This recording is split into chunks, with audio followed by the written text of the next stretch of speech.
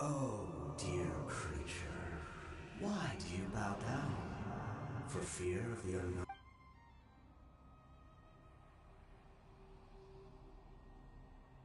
Oh, dear creature, why do you bow down? For I am no god. I am but a sinner.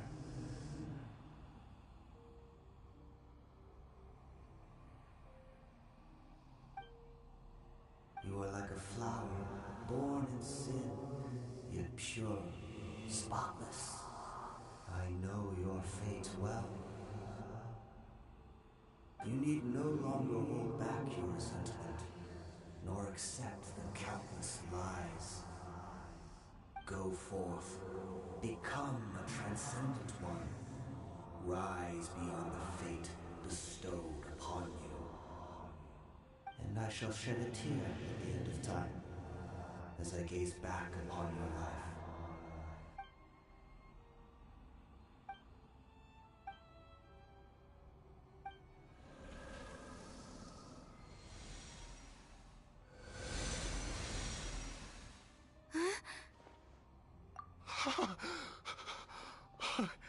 What just happened?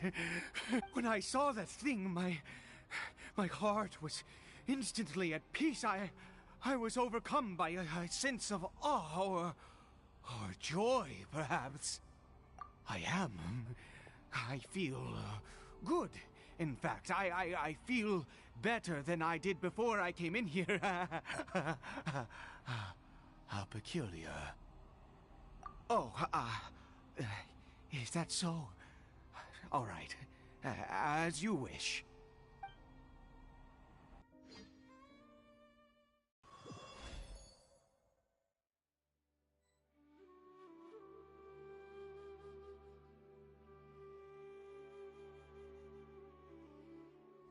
Caribert! Oh, thank goodness! He's still okay. I have a strange feeling that what just happened was meant to be. For this to happen, right at the moment when I was dreading worshipping at a statue of the Seven, it's as if fate was calling to me. You say that I bowed before that thing, so perhaps it might be just as effective. I have to try. No matter what, you said it yourself. I have to exhaust all options.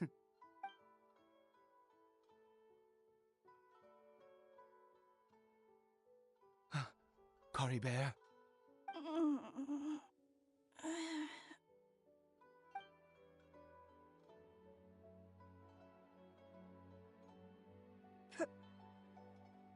Papa? Caribert! Oh, my goodness, it worked! It's a miracle! Oh, Caribert, my dear son! You see, it worked! Caribert can speak again! Where's Mama? Mama is... Caribert, look at me. Do you know who I am? Of course. Your Papa. Yes! Salvation! Sweet salvation! Yes, yes! This is what this feeling is. How do you feel, Caribert? Are you fully awake now? Yes. It feels like I just woke up from a long, long sleep. I dreamed that I was hiding in a little room. I didn't dare go out the whole time, and I didn't want to either. Wait. My body! What happened to me? Is this me? Papa? What's happened to me? Don't panic, son. It's just... While you were sleeping, we went into a fairy tale world. There's no more Conry here. No more home. But, do you know what that means? No more red sky.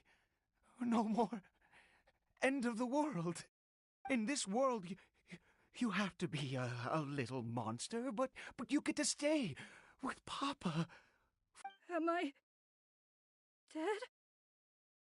No, of course not.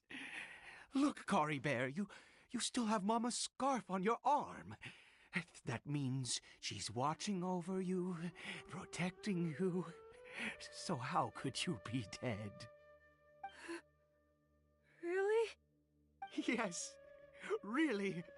You've only just woken up, and this must all be very confusing for you. Just rest here for now.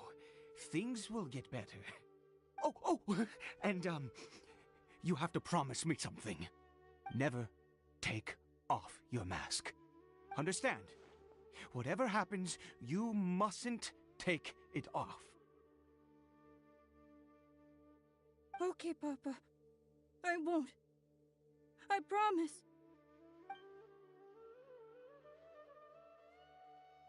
Not since that day have I been so glad as I am now. I can't believe this is really happening. I knew that placing my hope in the Seven was a waste of time. I even worshipped at one of their statues like a common fool. Never before have I humiliated myself like that. Once a murderer, always a murderer. I was naive to think that the gods who conspired against us would ever offer redemption. But the god we saw in that cave, now that was a truly mighty god. Nothing like one of the Seven. That wondrous power, it was truly enchanting. Surely that must have been the reason I bowed down. Now then, after one beseeches a god, and the god responds by answering their prayers, should they, do something to show their devotion? Piety is hardly my area of expertise. But surely I should honor the god that has honored my wishes.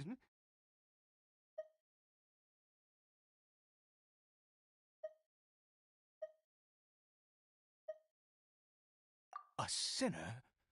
Oh, don't be absurd. You don't know a single thing about him. How dare you utter such blasphemy?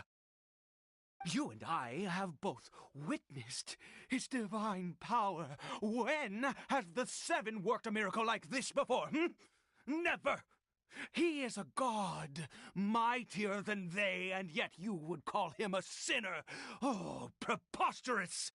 No matter. Believe what you will. You cannot shake my faith. I am going to pay my respects with or without you.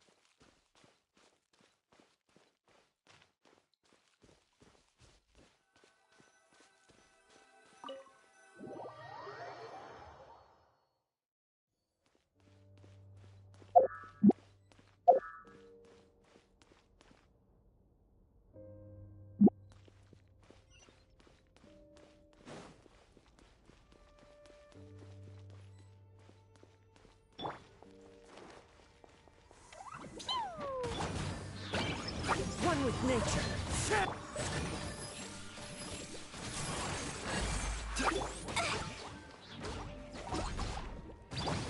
Into the wind.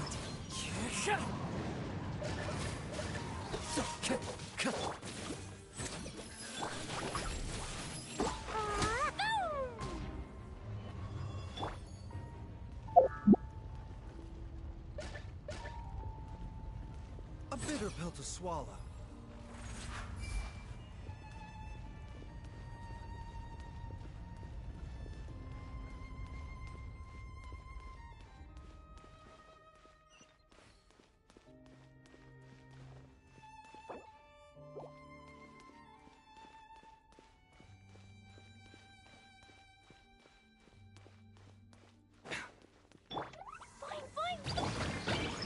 One with nature. Mind the side effects.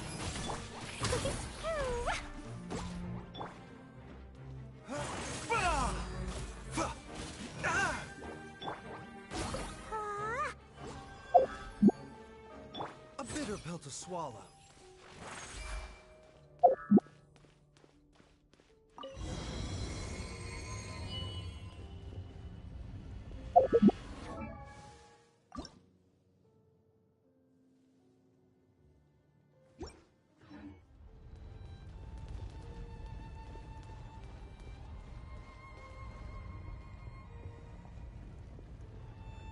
No. Impossible! What happened? The Hilichurl worshippers have disappeared too? Was it all an illusion?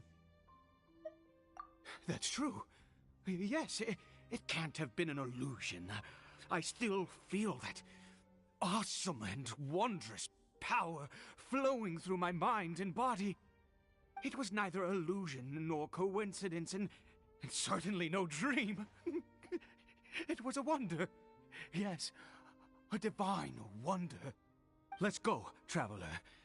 There is surely a reason for its disappearance, and I do believe that someday in the future we shall see it again. Could he really have been a sinner and not a god?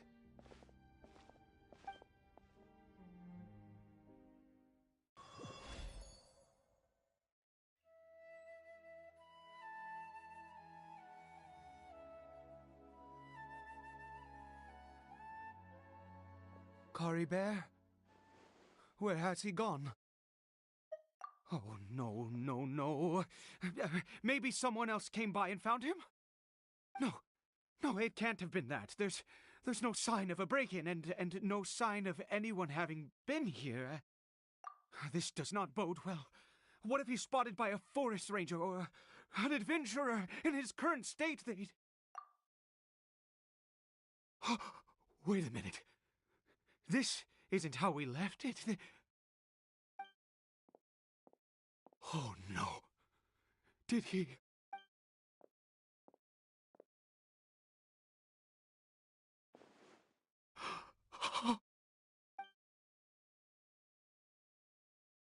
The mirror! It's broken!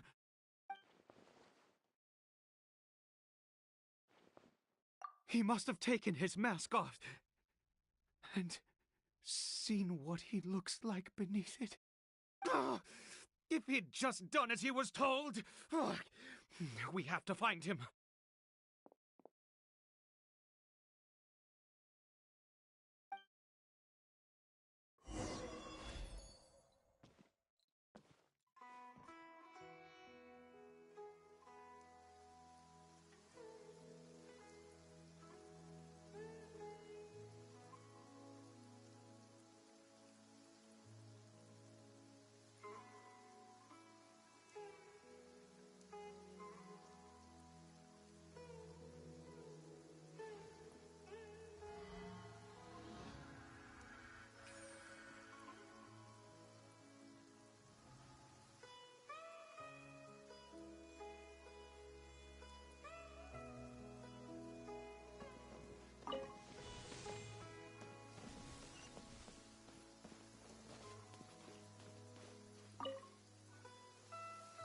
It's his scarf. He dropped it. Looks like we're going the right way.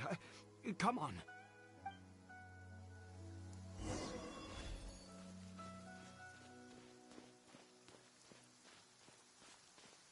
Caribert! Caribert! Where are you?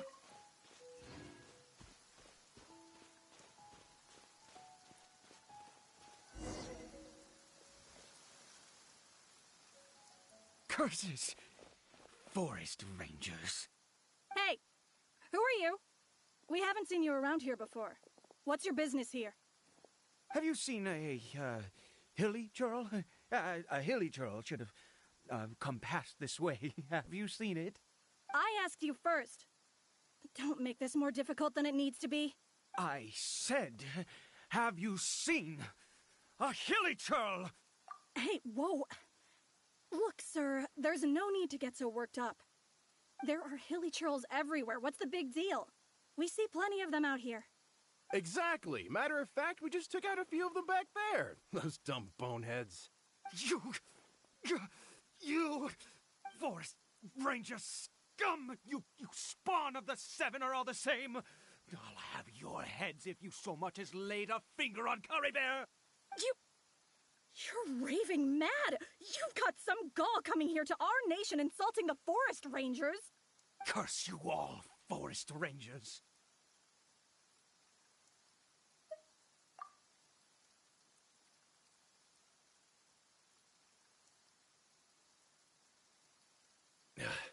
I don't get it. Why make such a huge fuss over a few hilly churls? Makes no sense. He'd only just regained his mind. How could you do this to him?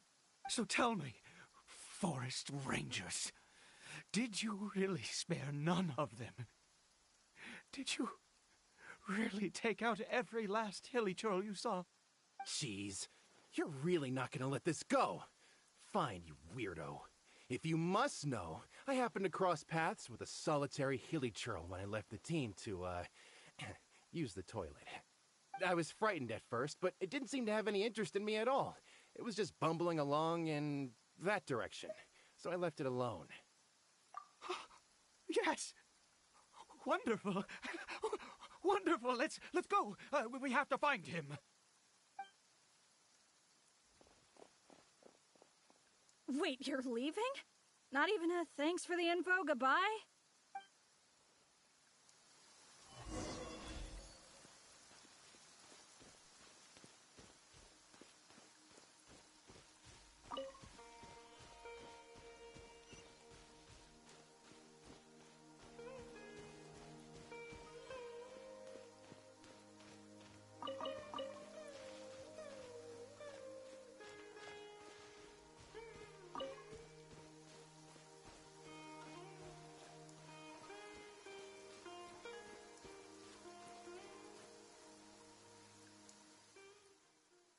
Caribert!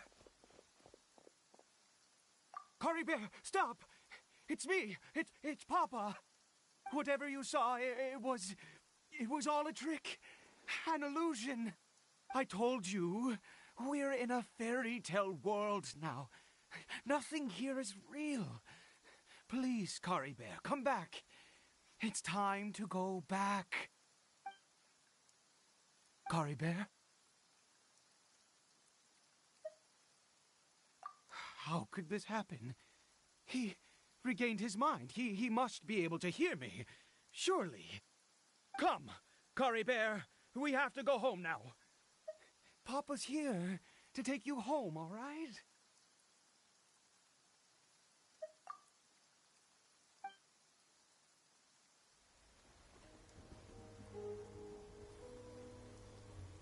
Papa... Caribert,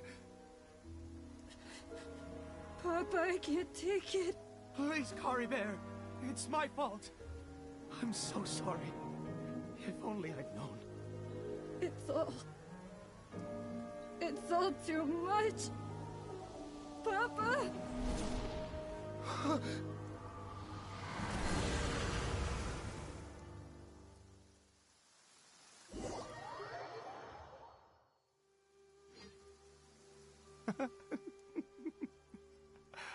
I see. I understand now. Finally, it all makes sense.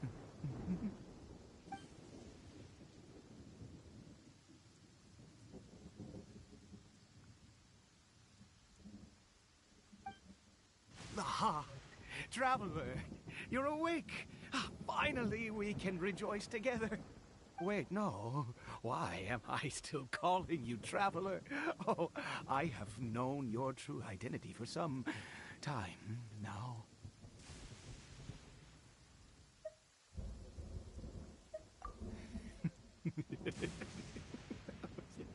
I suspected it was you from the beginning. I had to talk to you to be sure. Oh, of course you haven't. With your status, you can hardly be expected to know all of us. In any case, I've been using a fake name this entire time. Ida is the name of a servant I once had. My real name is Clotar. Clotar Alberich.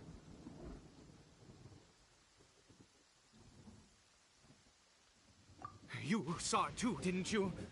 Unmistakable, the power inside Caribert and the power of the one you call a sinner.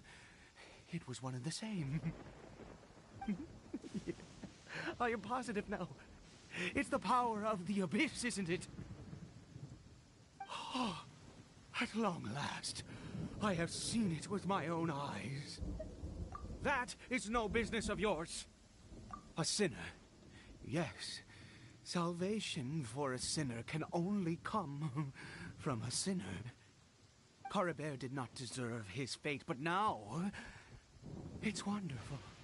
He will be able to weave his own destiny anew. Born into abject sorrow, he shall now become the loom of fate.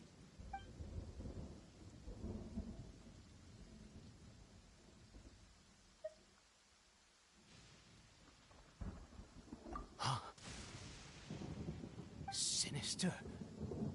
Dangerous.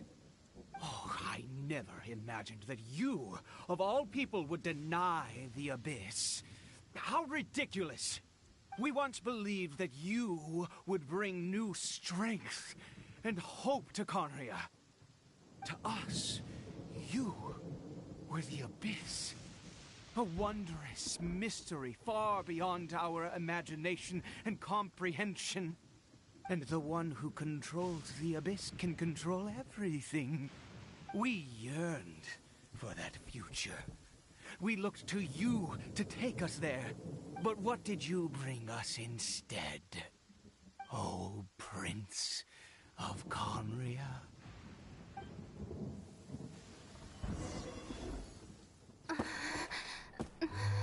What did he just call me?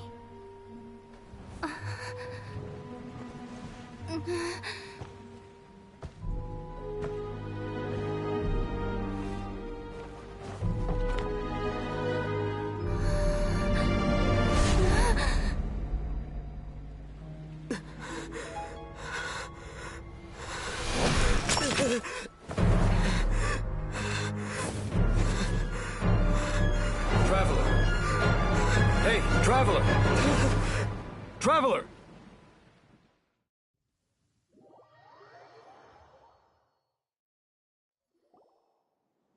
You're awake! Oh, thank goodness you're awake! Jaime was worried sick! Traveler? Traveler?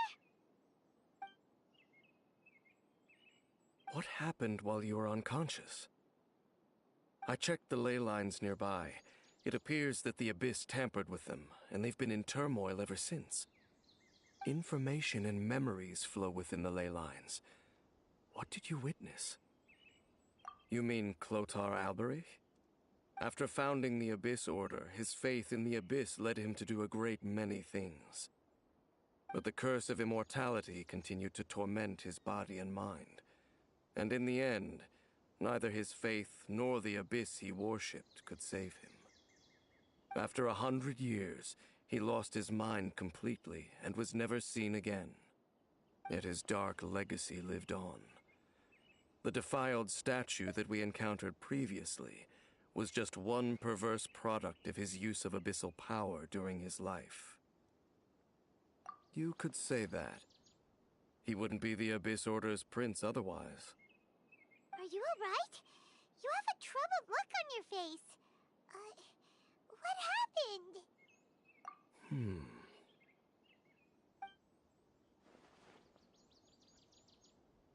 So you saw his memories from centuries ago through your own eyes. It all but defies belief.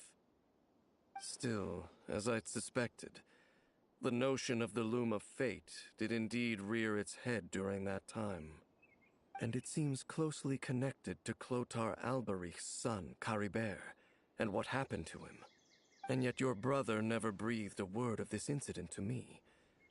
I wonder, was that the moment that he decided to go down this path?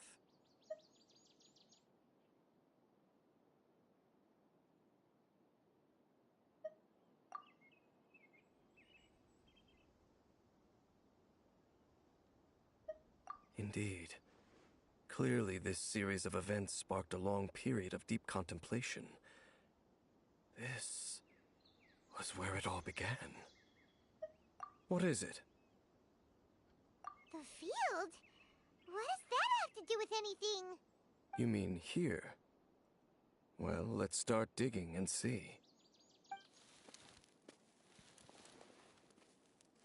You scared the Duke out of Paimon! Did you rebury them yet? A male and female skeleton, buried together. Interestingly, the male skeleton appears to have been interred much later, and it's holding a silk scarf in its hand. But what does this mean? And how did you know that there were bodies buried here? What? That's impossible. Unless Clotar Alberich finally found a way to rid himself of the curse. This all raises far too many questions. I need time to think, and to search my memories for some missing pieces. We should part ways here. Huh? You're just gonna leave? Why? You could come with us, you know. It's better that we split up for now. I think that he might have seen you. Who's he? Yes. I have my suspicions as to his identity, but I need to confirm some other details before I can be sure. If the time is right, I will tell you when we next meet. But what do you mean that he saw the Traveler? How is that possible? I fear that while these things would limit anyone else, they are no obstacle to him. What? Why? What is he? All right, let's leave it there. Get some rest. Goodbye. There goes Dane. And just like that, it's back to being the two of us again, huh? What is it? Huh?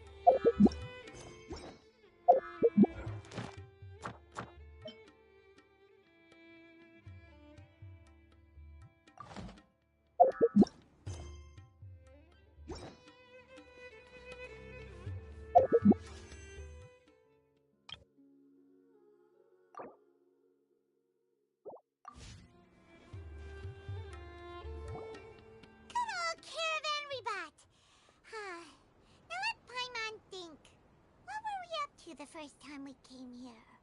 Oh, Paimon remembers! Nahita's consciousness had been trapped by the doctor, but we followed the clues she left behind to help her. So much time has already passed since then, and it seems Sumeru's changing for the better now that Nahita's in charge, right?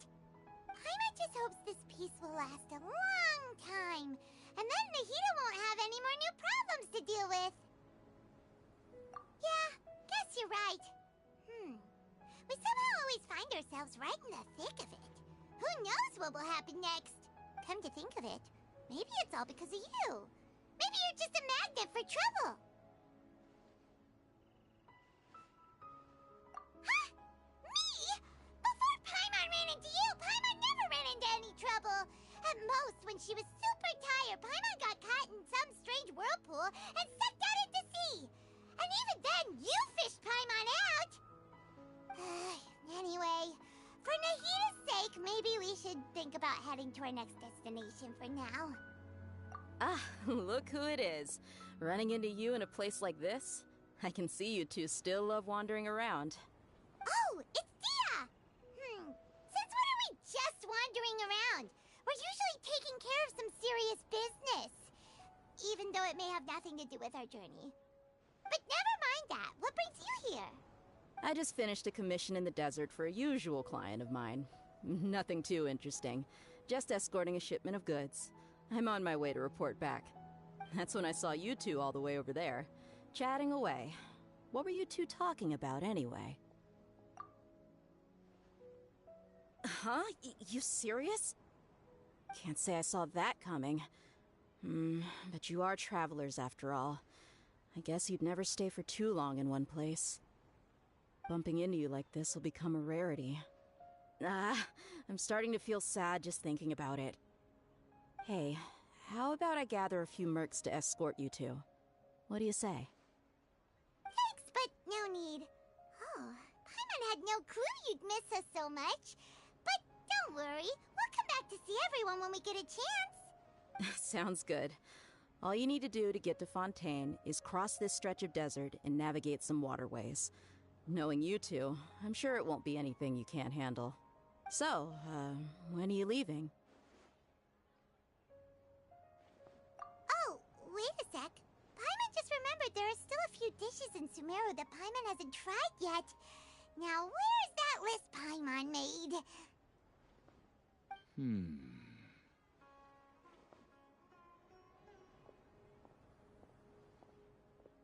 I see. Guess you won't be needing a going-away party or anything. It's sad enough to see you go like this. Though, now that I think about it, Sumeru wouldn't be what it is today without you. Seems true heroes always prefer leaving quietly. By the way, should we go say bye to Nahita? Oh, good point. Then there's no need to bother her in the real world. Then, I guess this is goodbye for now, Traveler in Paimon. Whether as a client or a friend, you're always welcome to come find me. Goodbye, Dia. Bye-bye, Sumeru.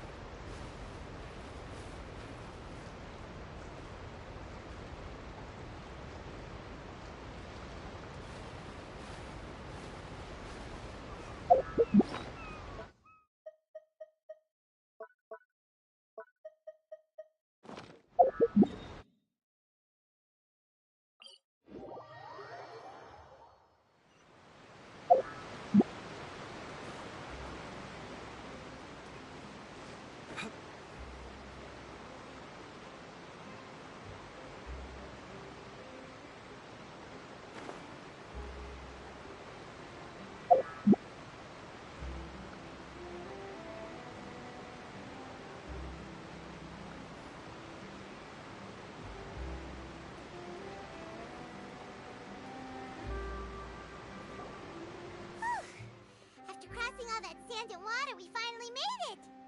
Oh, this must be Fontaine's port! Wow! Everything looks so advanced in Fontaine! Paimon's heard that the industry here is extremely developed, and there are all kinds of unusual machines! Just seeing the sights as a tourist is nice, but maybe it would be better if we found something to do! What do you think? Good idea! Nahida gave us loads of useful information. Seeking out the Seven is probably still our best source for information at this point. Yeah! The more we can learn, the better. So, what do you think the Hydro Archon's like? Will we get along? Nahida said that she has a very unique personality. Whatever that means.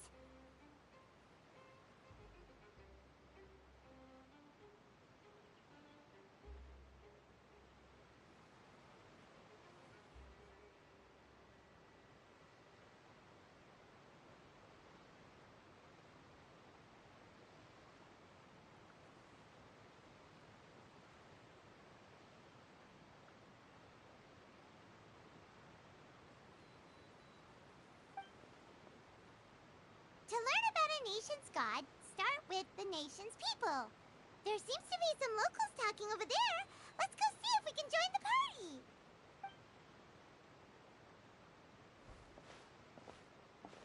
party. If you ask me, it's a tragedy how things ended for him. Clearly, he was a pretty decent person. Yeah, I didn't expect that kind of ending for him. I thought he would at least fight on a little longer for his family. I was expecting a sudden plot twist, but it's a pity that it never happened. Still, his story is quite the tearjerker.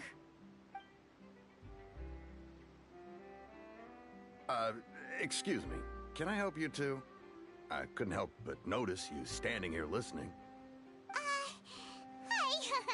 We're travelers new to Fontaine, and we had something we wanted to ask, but you seem to be really busy talking about some kind of play, so we didn't want to interrupt.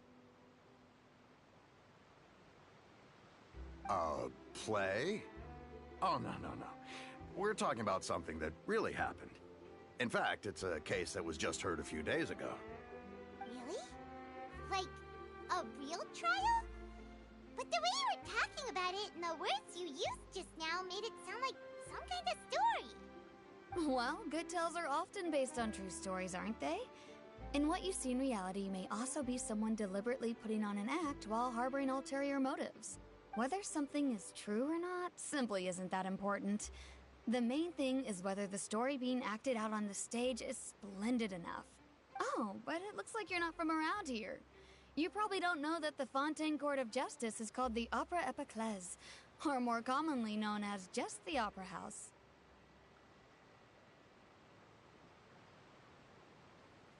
But, shouldn't court cases be treated a little more seriously than that? Not to question Fontaine's way of doing things. It's just that putting someone on trial is usually a very serious thing. No worries. Other visitors to Fontaine have wondered the same thing. You could say that we just don't want to waste the moving stories behind those cases.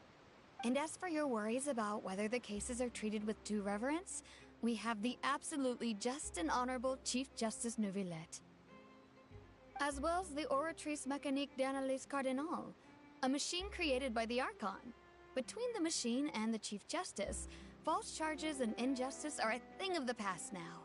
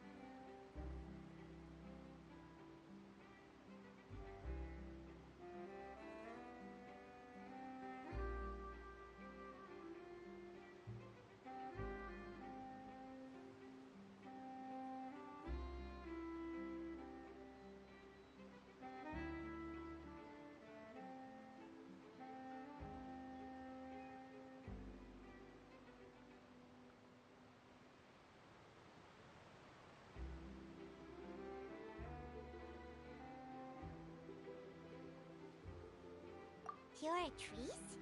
Is it some kind of machine, too? Oh, Paimon's curious. We should check it out if we get the chance. Wait, Paimon almost forgot to ask you our question. Do you know what we should do if we want to meet the Hydro Archon? Oh, that's easy. Just go to the Opera House. Lady Farina practically lives there. You could definitely say it's her biggest passion. Huh. I think what they mean is that they wish to speak with the Archon personally. In that case, I'm afraid it's going to be a tad more difficult. You'll have to make an appointment well in advance, and it'll depend on whether or not she has any time slots available. Huh. Is the Hydro Archon super busy taking care of official stuff? Wait, didn't you say that she's always at the Opera House? No. Lady Farina seldom takes an interest with the nation's affairs. The reason it's difficult to make an appointment is simply because she's incredibly popular. That's right.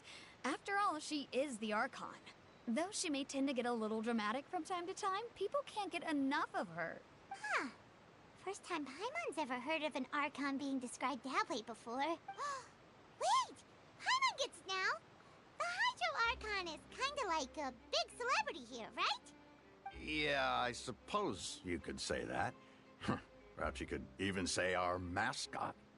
Hang on. This is still Fontaine's Archon you're talking about. You should show some more respect. Yes, you're right. I guess I should at least try to be a little more respectful in front of visitors. Otherwise, I might get arrested and find myself face to face with Monsieur Neuvillette. Come on. Sure, there's a lot of laws here, but nobody's going to be arrested for saying something disrespectful about the Hydro Archon. Alright, I think we get it. Thank you! At least we now know that we can find the Hydro Archon at the Opera House.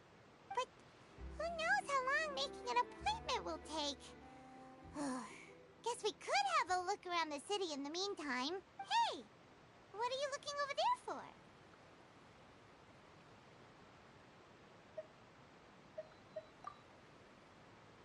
Huh.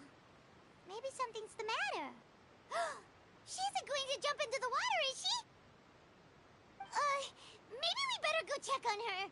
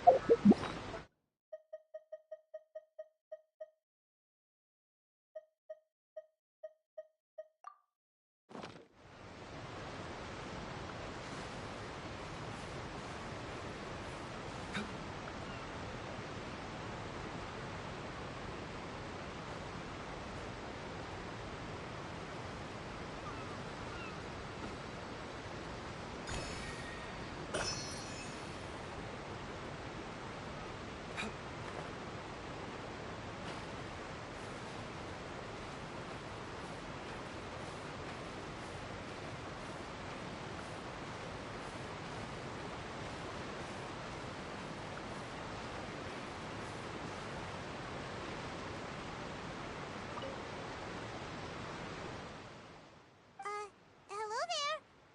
Excuse me. Are you alright? Huh? I'm fine. Thanks. Oh, okay then. We just noticed that you seem to be worried about something.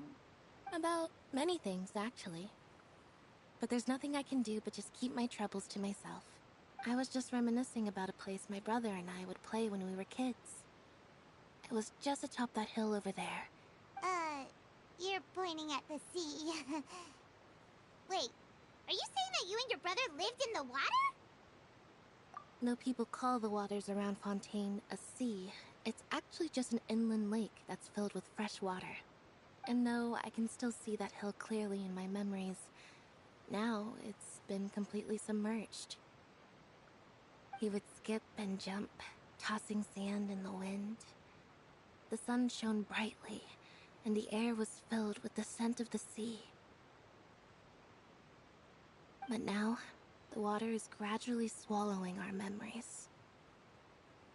It won't be long before it swallows us.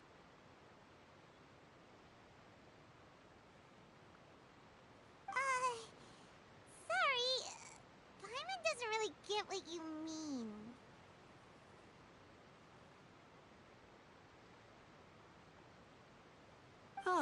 I don't believe we've had the pleasure of meeting. Are you Lynette's new friends? Oh, and you are? Thanks for looking after my sister. She often comes here to reminisce about our childhood, that's all. There's no need for any concern. Allow me to introduce myself. I'm Linny, and this is my sister Lynette. If I had to guess, I'd say you must be travelers from abroad. Nice to meet you! Paimon is Paimon, and this is the Traveler. We just arrived in Fontaine.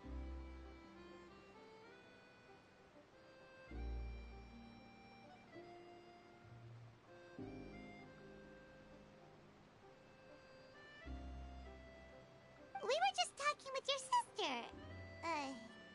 Even though we didn't really get what she was saying. I see. It's unusual for Lynette to be so willing to talk with anyone. In fact, she seldom speaks at all. I'm usually the only one she ever talks to.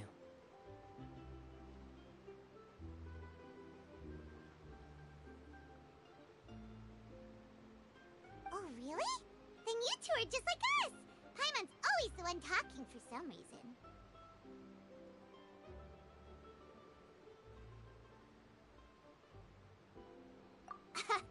So that's how you think it is?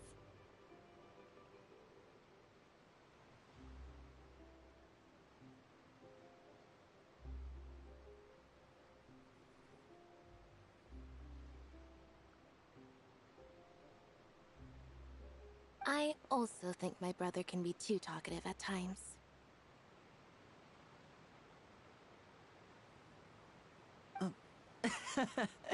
Seems you were right, Paimon. We are quite similar.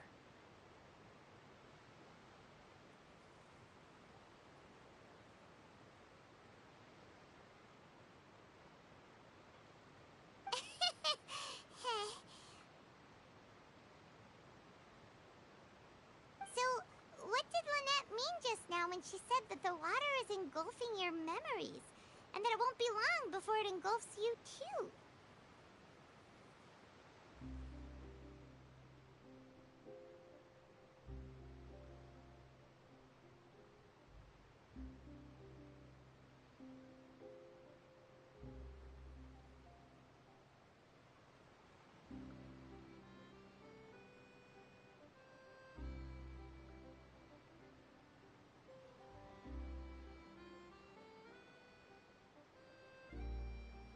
Oh, that. It's from a prophecy that's been circulating in Fontaine for some time now. Well, I suppose prophecy isn't exactly the right word, because that implies a certain amount of uncertainty. There's no doubt about what's happening in Fontaine now. Where to begin?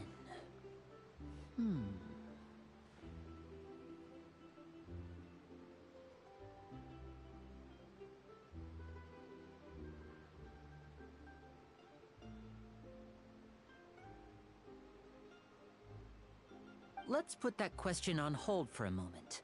We still haven't formally greeted each other yet, have we? Did all the introductions earlier not count? Hello, traveler.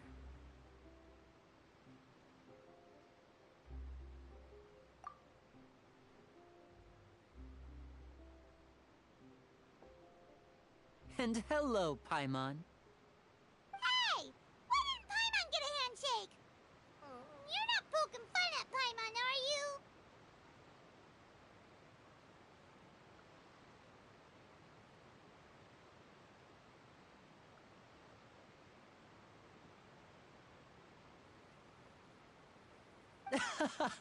Please, don't take offense. Just consider it a sort of etiquette we have here in Fontaine when making new friends. You should remember it. It might prove useful.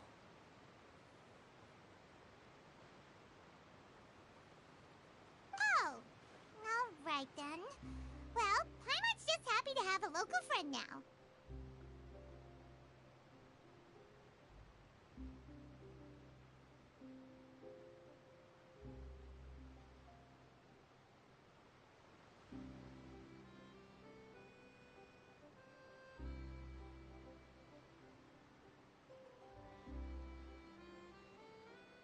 By the way, we were just getting ready to go to the Opera House to meet the Hydro Archon. Would you be able to show us the way?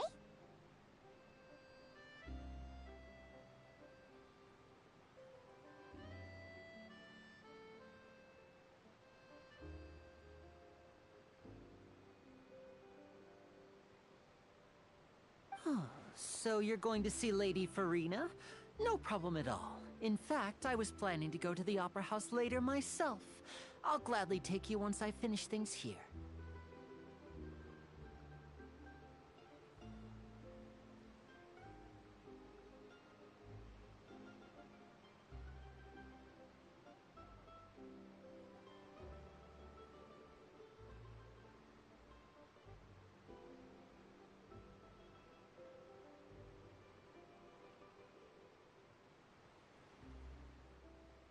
Please, follow me.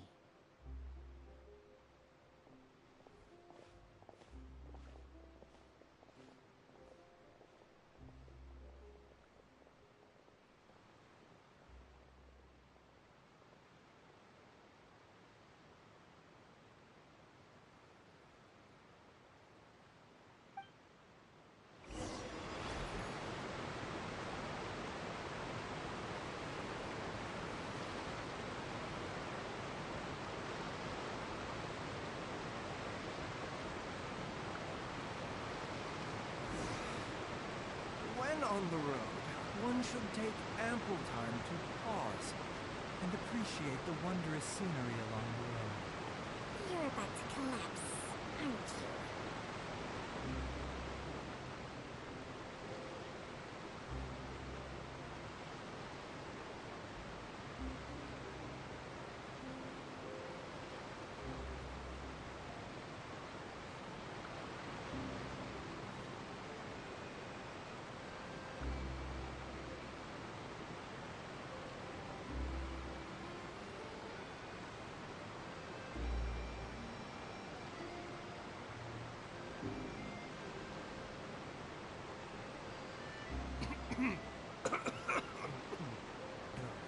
Oh, it's just some chronic problem I have flaring up again. Nothing to worry about.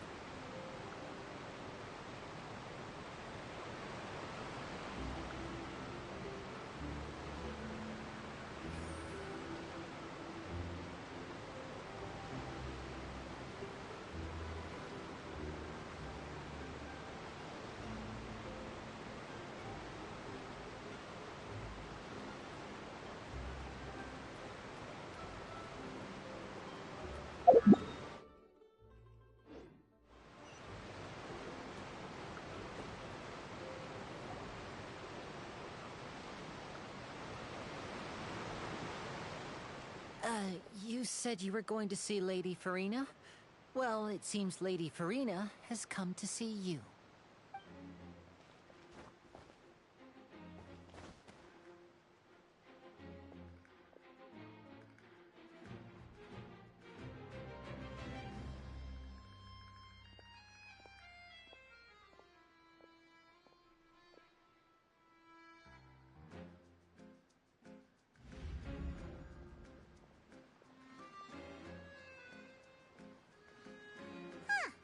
So, she's the Hydro Archon?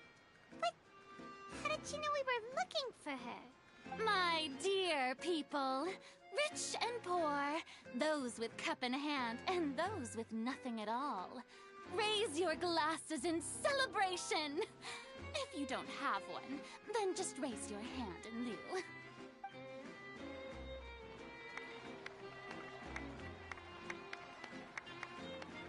As As you can all see, two unfamiliar travelers have arrived in our nation.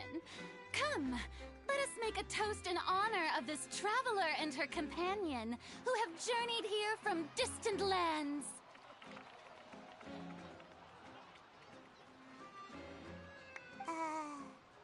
Is she talking about us?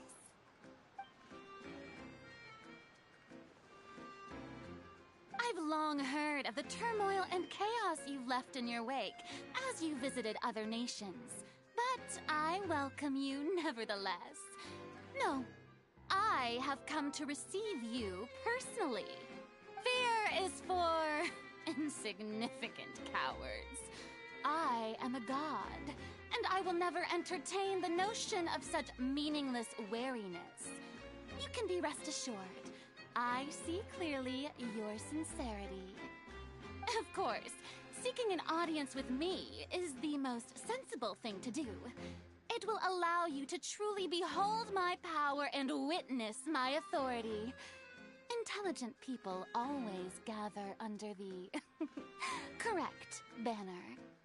I, Focalor, hereby welcome you to the nation of Hydro and acknowledge the value and significance of your trip. Now, you may rejoice in this. Yeah, Paimon still can't believe it. Feels like we've only been here for a few minutes. But the Hydro Archon's entrance was, how should Paimon describe it? A little over the top? Miss Hydro Archon? How did you know we were coming? I see. As Outlanders, you inevitably lack even some of the most basic understanding. Don't forget that even the gods can be divided into the mediocre and the excellent. I suppose it's only natural for you to be awestruck by my abilities. You had best stop and consider. Do you really have the noble qualities and etiquette necessary to communicate with a god? All it takes is a flick of my finger for me to know everything about you. Whoa. Talk about sounding high and mighty. Oh? What's with these looks? Perhaps the welcoming ceremony still isn't enough? What else should I say then? Is she waiting for us to start talking? Wow, I didn't expect to see Lady Farina here. What a surprise! Wait, does this mean they're the legendary blonde traveler? How did I not notice before? Hey, what's all the commotion? Oh, is that Lady Farina? Is there some kind of drama going on? Of course. That's the blonde traveler. The one all those stories are about. Lady Farina came here to personally see her. Oh, I bet this is going to be the duel of the century. Ooh, I've got to see this. I knew Lady Farina would never disappoint. Yes, but don't get too excited now. My dear believers and spectators alike tend to get quite rowdy, and despite the noise, I've come to tolerate all their ruckus. You may consider this my reward to all of you. I have determined that there will be an epic duel between myself and this traveler from another land, just as you were hoping to see. Now she wants to fight? Aren't we getting a little ahead of ourselves?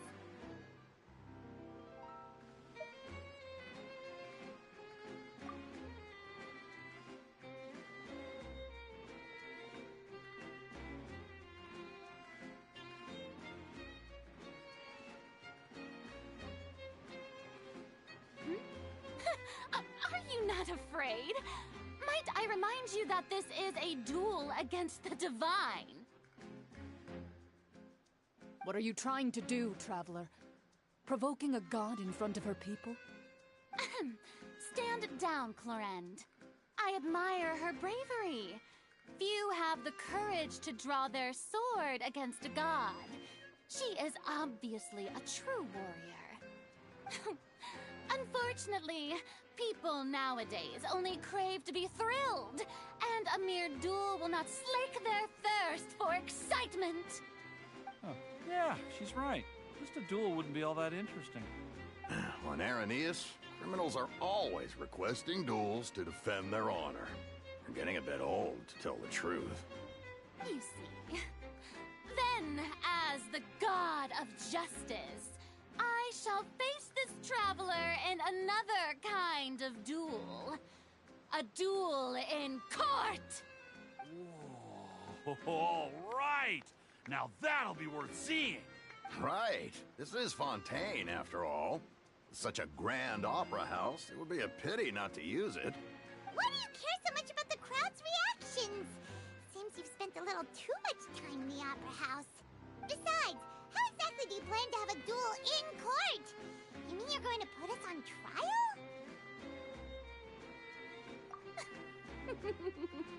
Oh, we have reason to put you on trial. It's obvious, isn't it?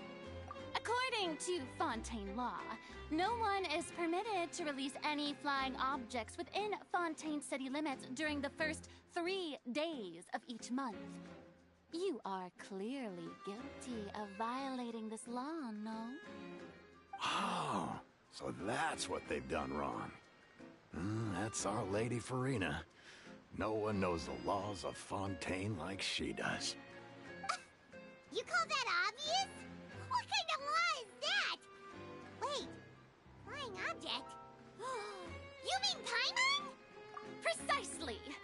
Now, if you two have no objections, then in the name of the Hydro Archon, I order your arrest. My apologies, Lady Farina. I don't mean to spoil the fun. But if you would allow me to interject, I don't think that Paimon here meets the definition of a flying object. You tell her, Linny! Finally someone who's not crazy. How could anyone call Paimon a flying object? Ah, great magician Linny, my beloved citizen. I'll permit you to object. But how exactly do you plan to prove your claim? As a magician who just rained on your parade, I naturally should shoulder the responsibility of saving the show. So, with such an audience gathered here, allow me to perform a trick for everyone.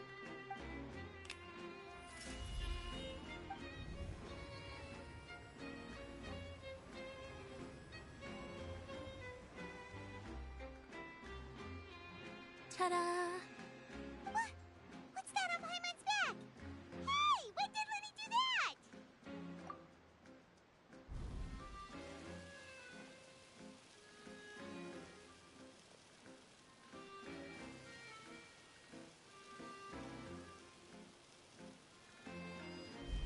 There.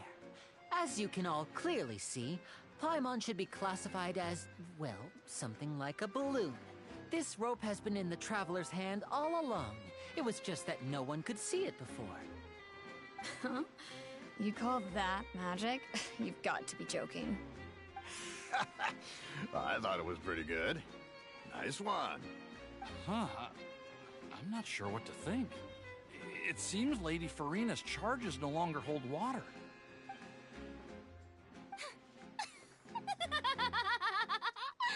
Amusing. Very amusing, Linny. Just the sort of unexpected twist that I enjoy. With you here, today's performance can finally be called complete. Performance? You see all this as a performance? In which case, consider the matter of your trial resolved. The god of justice will not bring charges against an innocent person. But when there are valid grounds, I will not only judge travelers from abroad, but even the gods of other lands. I look forward to seeing your upcoming performance at the Opera House, Mr. Linny and Miss Lynette. That's enough for now. Toodaloo!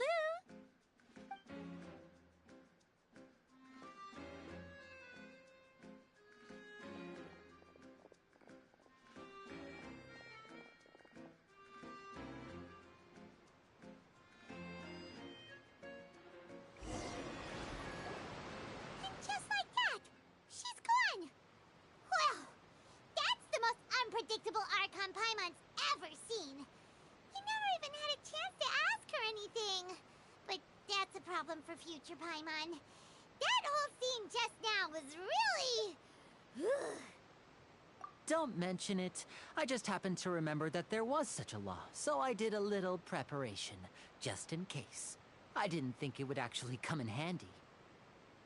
So, now do you see what kind of god Lady Farina is?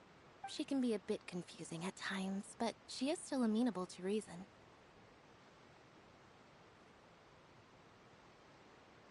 Anyway, Paimon had no idea you were a magician, Linny. It sounded like you'll be performing at the Opera House, right? I just know a few simple tricks I use to make a living. Lynette is my assistant. It will actually be my first time performing on the most prestigious stage in Fontaine, the Opera House. But isn't the Opera House where criminal trials are held in Fontaine? When there are no public trials being held, the Opera House hosts a variety of other performances. To the people of Fontaine, the line between a trial and a performance can be a little blurred. And speaking of performances, I would be remiss to forego this opportunity gifted by fate. Might I invite the two of you to see my performance? My brother's always excited to make new friends. Oh, sure. We don't really have anything to do now, and we wanted to go to the Opera House anyway. Splendid. In that case, why don't we go together? I'll show you the way. I just have something to take care of first. Oh, you really mean it? Then I'll take you up on your offer. This is a magical item known as a magic pocket. Perhaps you can help me distribute them to the people here. Huh? What are they going to use it for? About that... You asked me before about the prophecy, right? Let me start by telling you a little more about what it entails. I'm not sure exactly when it began, but a prophecy has been circulating around Fontaine. It says that every person in Fontaine is born with sin. No matter how the nation of justice holds trial after trial, this sin cannot be absolved. Until one day, the water levels in Fontaine will rise, and the sinful people will slowly be drowned. In the end, the people will all be dissolved into the waters, and only the Hydro Archon will remain, weeping on her throne. Only then will the sins of the people of Fontaine be washed away. That sounds pretty gloomy. Why are people in Fontaine born with sin? What is that supposed to mean? There are lots of guesses. Some say that the ancestors of Fontaine stole the power of the seas and stirred its wrath. Others say that the people of Fontaine never heeded the first Hydro Archon's warnings and offended Celestia. But here in Fontaine, evidence is what matters. There hasn't been concrete evidence for any of these claims, so they can only be regarded as conjecture. If even the people in Fontaine don't know what sin they committed, wouldn't it be better just to ignore the prophecy completely? Why bother feeling guilty all the time? That's exactly what the people did at first. But in the last few years, the water levels in Fontaine have actually started rising. Many places have already been completely submerged, and now lie beneath the sea. Many people carry on with their lives as before and shrug it off as a natural phenomenon. But my family and I think that the people of Fontaine shouldn't ignore the possibility, which would end up sentencing them to death. We hope that at least the people who reside near the waterfront can move away before it's too late. So, we've started distributing magic pockets to them. As a magical item, these magic pockets have astonishing capacity. I'm sure they will come in handy when people are moving their belongings. Oh, Paimon gets it! It's like preparing for a rainy day! But... Perhaps only absolute power could ever contend with such a catastrophe. But who knows? We're just tiny specks in the grand scheme of things. Now, if you'd like to help, then please give these magic pockets to anyone nearby. Be sure to convince them to take it, regardless of what they say.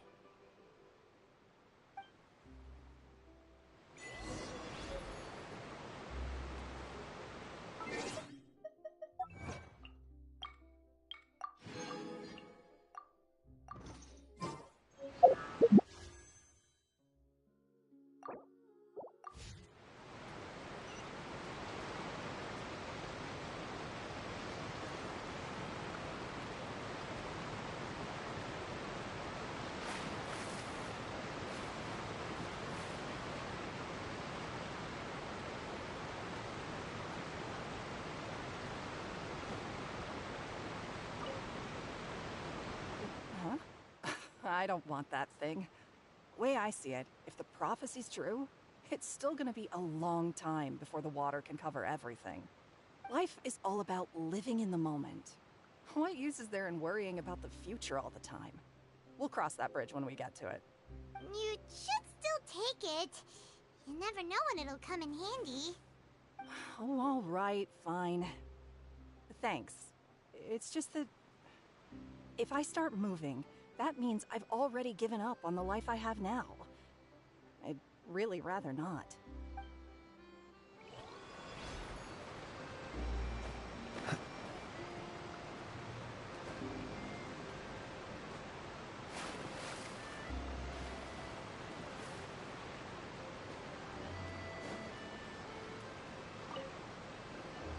What's this? Ah, so you also believe in the prophecy. Keep it. I won't have any use for it. What? You mean you don't believe in the prophecy? No, I believe in the prophecy. But I also believe in another story. The story says that people once lived in the ocean. They were one with the ocean and couldn't live apart from it. But as time wore on, people desired to live on land and developed blood vessels, encapsulating the sea within their bodies. Thus could people set foot on land. So, if you ask me, when the water rises and takes us all, it'll be like we're going home. Oh, we hadn't heard that one before. But people can't live underwater. They'll die. You should probably still take it. All right, I'll take it. I guess I just feel that being dissolved into the water doesn't necessarily mean death.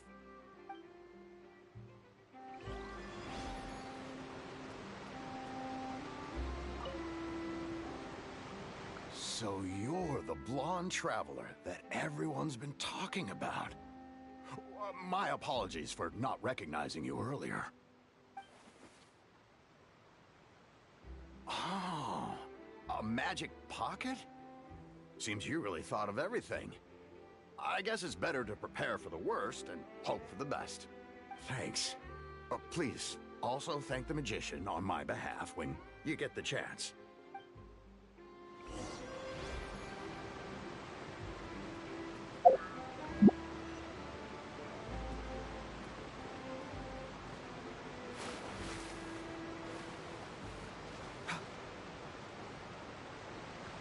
Oh? You already handed out all of the magic pockets? That was fast. So, what did people have to say? I bet you heard some, interesting opinions. Yes, but that will change once disaster strikes. I know they'll change their minds, so it's only right to help them prepare.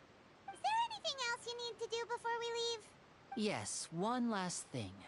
I have the magic pockets made by a workshop in the court of Fontaine. Since we're out and about, I was thinking about bringing him some more materials. So, you want to collect materials? Just tell us what the materials look like and we'll help. Many hands make light work. Oh, that would be much appreciated. We'll need some Romaritime flowers. I remember seeing them near the waterfront on the east side of the harbor.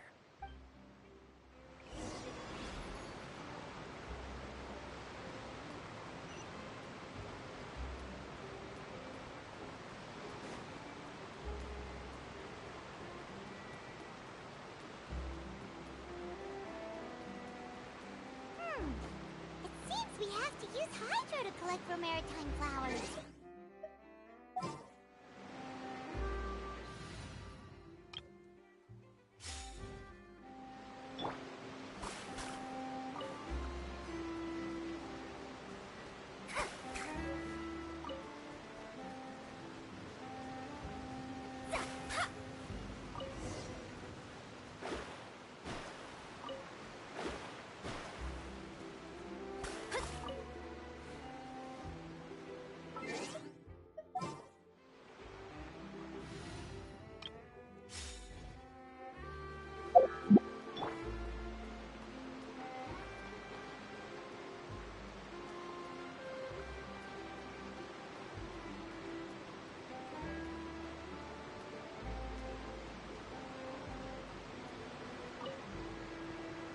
You made quick work of that. I can tell you're an experienced traveler.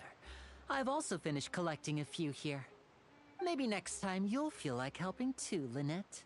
No way. I'm in power-saving mode today.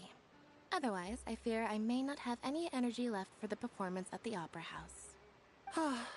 Fine. Though the performance is still a long way off. Now that we're finished here, we should get ready to head back to the Court of Fontaine. So, we're going to the Court of Fontaine before we head to the Opera House? Good.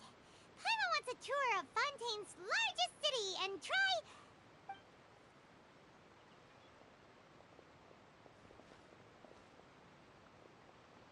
Wait, shh. Have you noticed that person over there? The young girl. Huh? What's wrong with her? Paimon didn't notice anything. She's obviously a thief. Magicians and thieves practice similar methods. We divert attention, and a distracted audience is one that won't discover what you're really doing.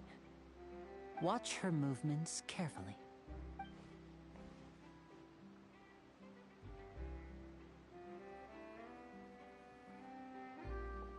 Oh, he's right! Shh, keep your voice down. We need to think of a way to catch her, but it seems she's very alert. Perhaps we should split up. You two can ride the lift over there and wait up top. I bet that'll be her escape route if she tries to run. All right, let's go.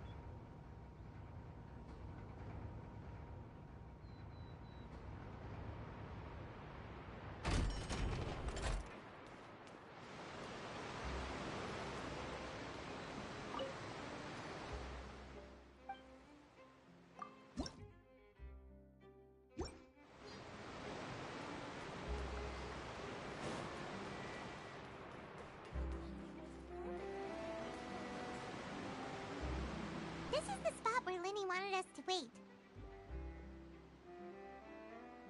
Oh, look! Isn't that her?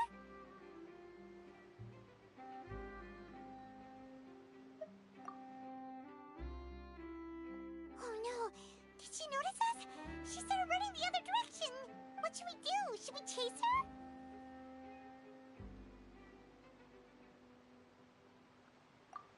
You're right. She might also be trying to lure us away.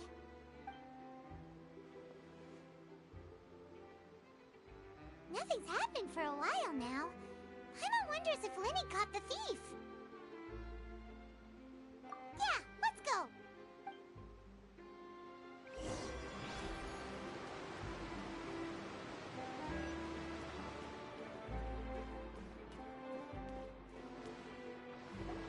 Are you sure that's all she took?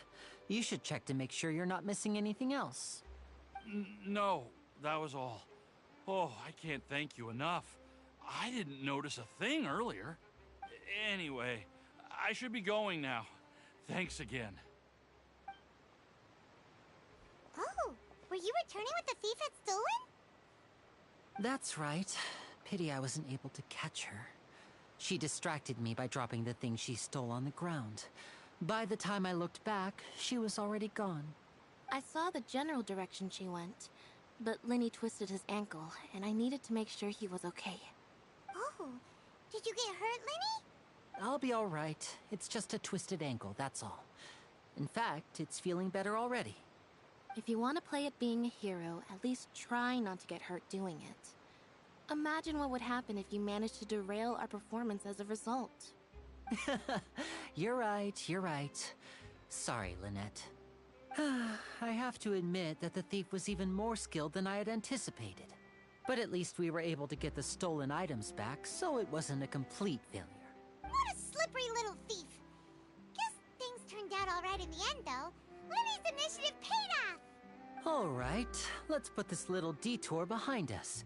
We should go to the Court of Fontaine now.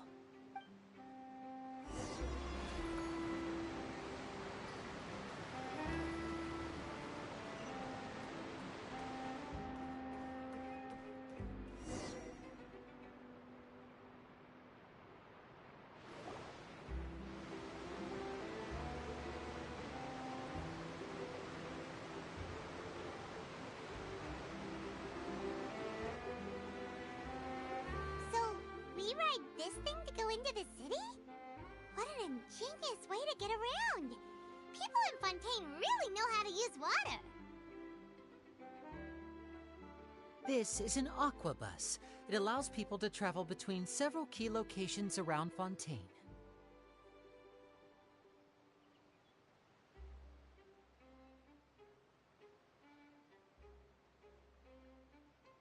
It's pretty convenient, but the ride can become a little dull after a while. The scenery is always the same. That's why it's better to travel with friends. So you mean it's still boring even when I'm riding with you? No, that's not what I meant. It's just that, well, you don't really talk that much. Besides, it doesn't really feel like a real trip when it's just the two of us. It's the same as being at home. Whatever. Guess that's what it's like to be an older brother. It's about time for us to leave. Let's get on board.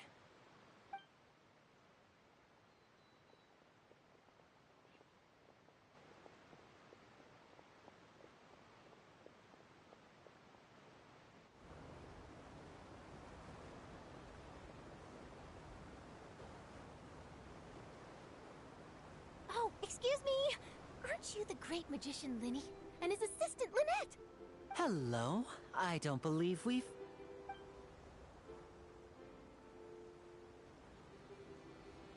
I'm Charlotte, a reporter for the Steambird. Nice to meet you. From the Steambird, huh? We've often relied on your paper to promote our performances. It's an honor to meet you. Wait, could that be the legendary traveler who's been making headline after headline in their journey across Tibet? Amazing! You recognized everybody almost immediately! I wouldn't be much of a reporter if I didn't know who's who, would I? Wow, today must be my day! Who knew I would end up on the same boat as so many VIPs? Could my vision finally be showing me some favor? So, Charlotte, what do you usually report on? Well, when there isn't any breaking news, I mainly cover the trials at the Opera House. You can still manage to keep readers' attention as long as you tell things from a clever enough angle, even if it's the same old topics. For example, reporting on how a scammer once deceived vulnerable girls into relationships, or how a financial criminal was once so poor that they ate a single piece of bread for 5 days.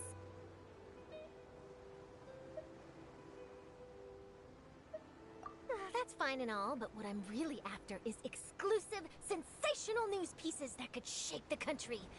These smaller stories are a waste of my talents. Oh, I just remembered. I've been following a case lately.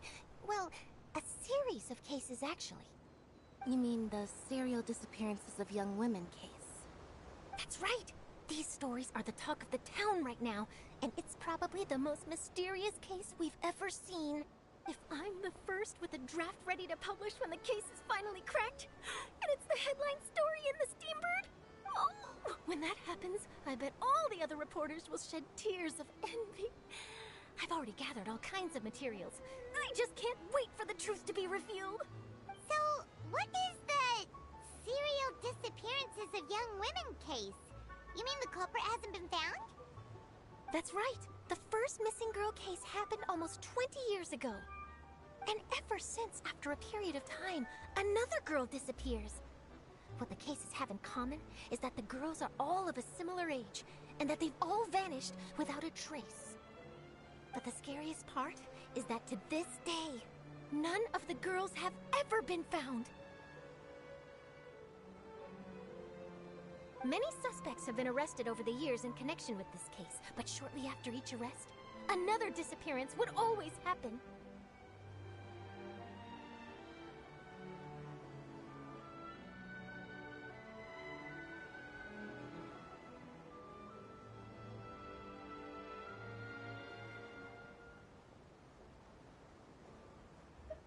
Yes, it's possible.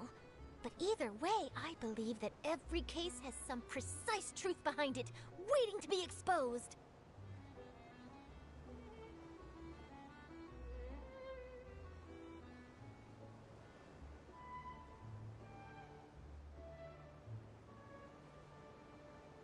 Yes, I agree. And at the very least, the family of those missing girls deserves some sort of explanation. I just imagined for a second what I would do if Lynette were to suddenly disappear. I'd pay any price to get her back, and then find a way to track down the culprit.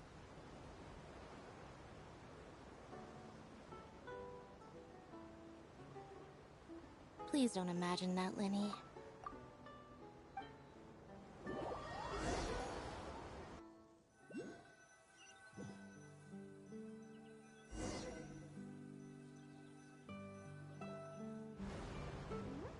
Hey, we're almost there! Look!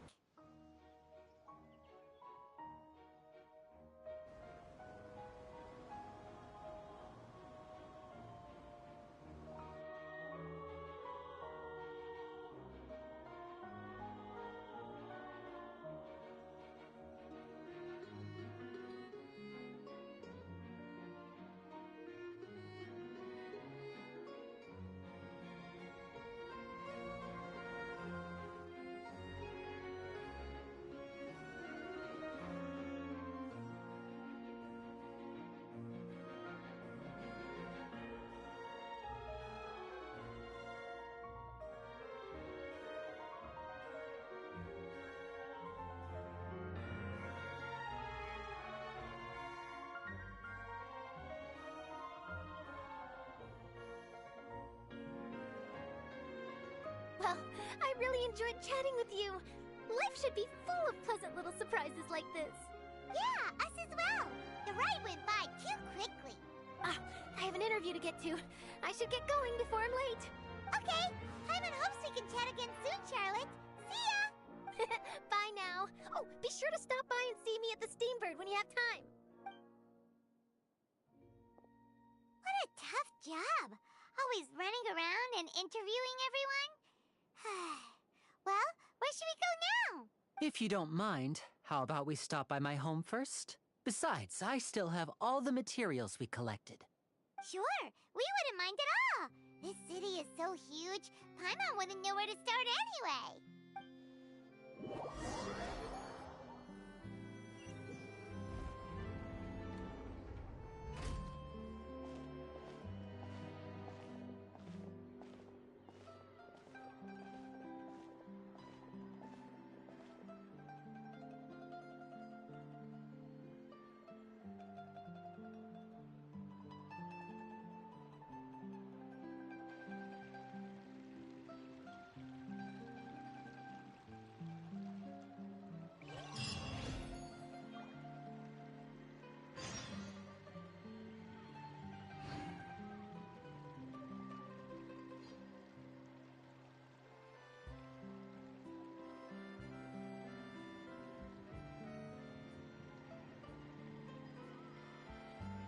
Life, death, and the world around us all follow a set of laws.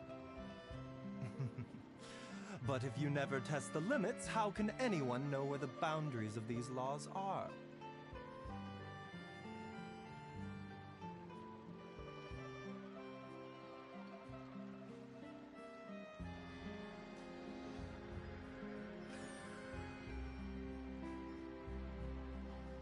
Does this big machine run on clockwork too?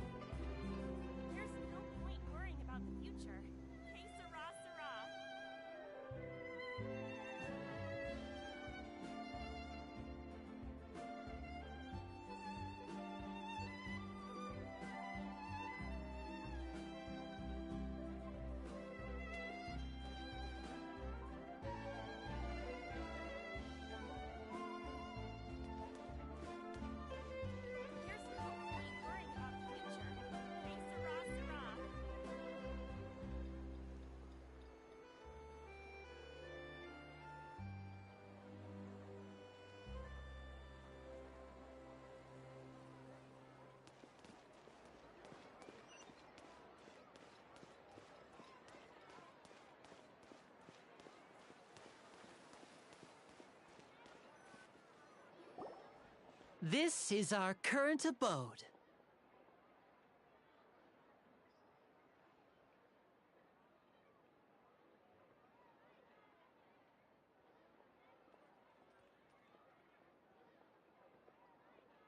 Ah, Fremine, you're home. Where did everyone else go? I have some new friends that I would like to introduce. Oh, they all just went out a moment ago. I see. Everyone is getting busier now that Father will be returning soon. I suppose that can't be helped. Allow me to introduce you to my little brother, Fremine. He is a phenomenal diver. Hello. Nice to meet you. Paimon is Paimon, and this is the Traveler. Oh, you sound very proud to have a diver as a brother, Linny. Linny, could you come here for a moment? What is it, Fremine? Do you have something to tell me?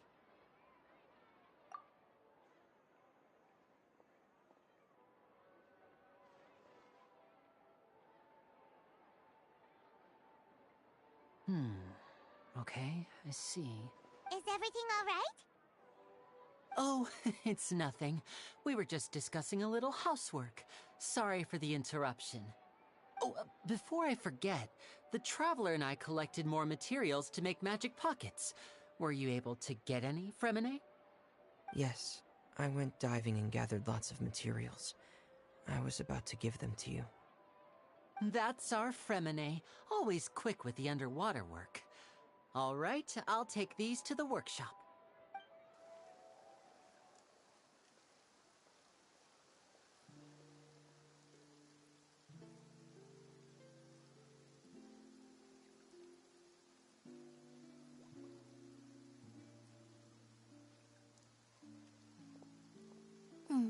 Looks like rain.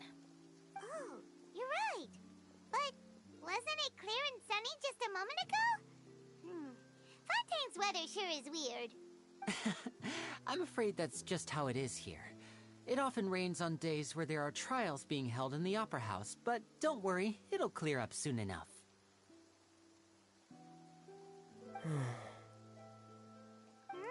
What's wrong, Fremine? There's a legend about the rain that I tend to believe. It's said that a dragon of water once resided in Fontaine. Though we don't know where the dragon went, every time it weeps, the skies will cloud up and pour out rain. When I was a child, my mother told me that if I wanted to go outside and play, I should yell toward the sky at the top of my lungs. Hydro Dragon! Hydro Dragon! Don't cry!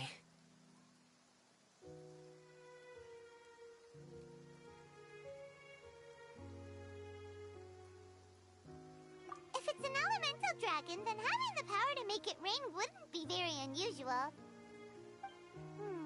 Let Paimon try something. Hydro Dragon, don't cry!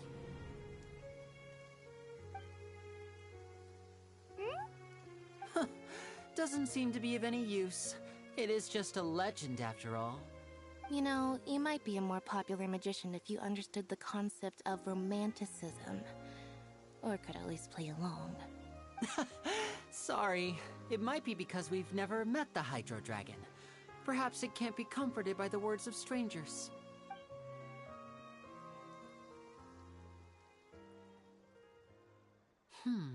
It rained for longer than I suspected. Oh, it's already getting late. Was there something you needed to do, Linny? Yeah, some preparations for the show at the Opera House. I need to find a way to catch the last aqua bus of the day. On the day of the performance, just ride the aqua bus to the island of Araneus. I'll have Lynette meet you at the fountain in front of the Opera House. Oh, are you leaving now? What is it, Fremine? I'm in a hurry. Oh, I get it. You feel nervous delivering the materials for the magic pockets, is that it? Perhaps we could trouble the Traveler to help us take these materials to the Beaumont workshop and deliver them to the owner there? I'm afraid that Fremine can be quite introverted, and the boss there tends to be pretty talkative. Fremine has always been a little afraid of her. No trouble at all. Don't worry, we're on the case. sorry for the inconvenience. I'm quite useless when it comes to such tasks. I'll think of a way to make it up to you. Oh, no need, no need. This will be a walk in the park for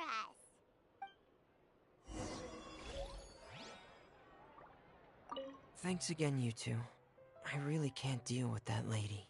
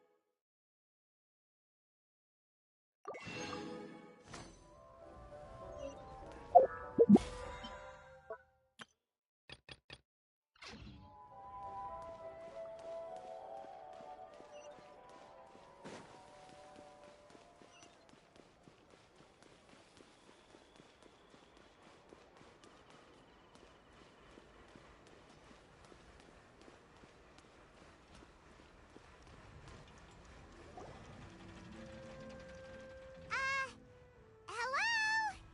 Is there anyone here? Oh, hello there.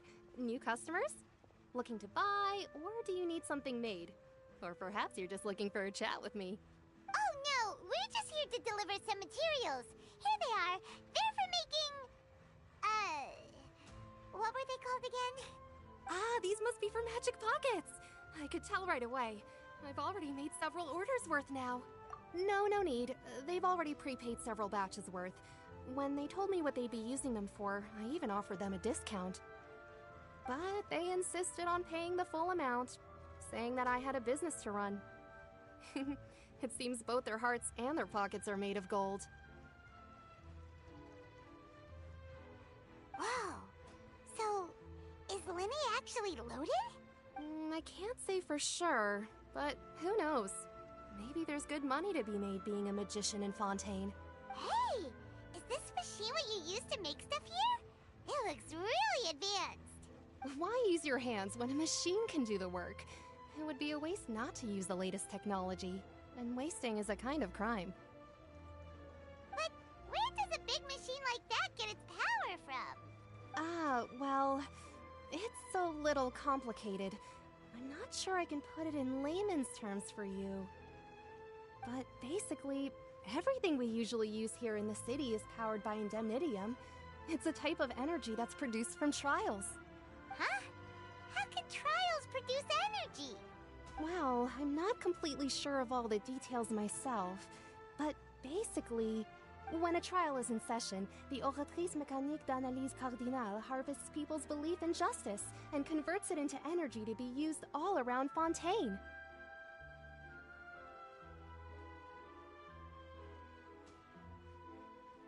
So that's what its other function is? Paimon heard that the Oratrice was created by the Archon to make judgments. But Paimon still doesn't get it. How could something unreliable like people's beliefs be turned into a stable power source for these machines? Oh, yeah! So that means the Hydro Archon relies on the machine to take the energy created by belief and turn it into power for all of Fontaine, right? Even though I've never heard anyone really put it that way before, it sounds like it makes sense. Besides Indemnitium, we have another type of energy called Mumusia. It isn't produced by the power of the Archon, but it is unstable by nature. Even now, it still cannot be widely used by civilians. I thought I'd find you hard at work, but here you are chatting the day away. Since you're already talking, I'm sure you wouldn't mind a few words with me. You again? Didn't I already promise you that I'd have the more I owe to Confrérie of Cabriere by next month? Why are you hounding me now? Yeah, but how do we know that you won't go running off by the end of this month? I want 50% today. Wait, no, 70%. Huh? You... Seems business isn't so great for the workshop. We've already finished our job and delivered the materials. Maybe now's a good time to leave? Hey, hold on. Before you go around trying to collect payments, why don't you settle your own debts first? If Confrérie of Cabriere wants to poach clients from Northland Bank, that's fine. But I'm afraid you still owe the bank a hefty sum of mora. So why don't we work things out between us first, before you get back to your little conversation here? You're from Northland Bank. But we said we'll pay everything we owe next month. Why are you hounding me now? Traveler, Paimon! I didn't think I'd run into you here in Fontaine. What are the chances? We're surprised to see you too! What are you doing here in Fontaine? You didn't want to stay in Snezhnaya? Long story short, I've already been in Fontaine for some time now, and honestly, things have been pretty boring. But it seems that fate brought our paths together today. Not only will I have some good friends here now, but ones who always seem to find trouble. Either way you look at it, it seems things are going to get a lot more interesting now.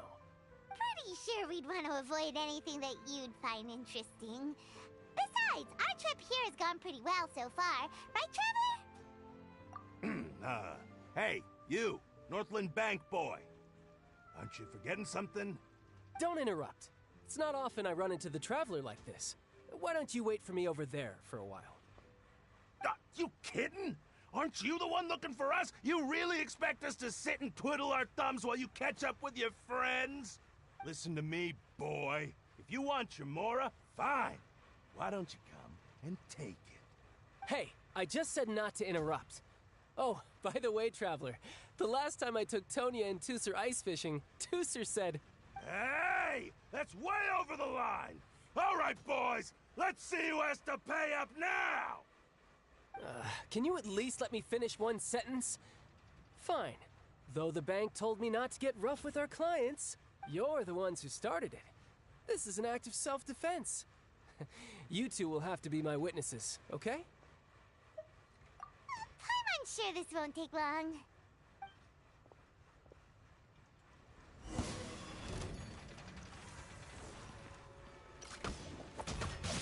Yeah! Brace yourself! This is gonna hurt! Zah!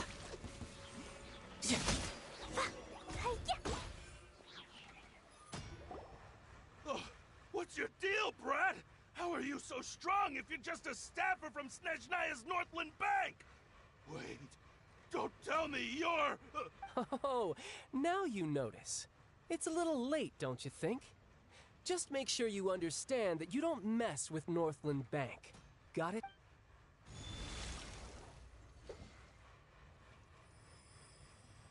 Huh? Now's my chance!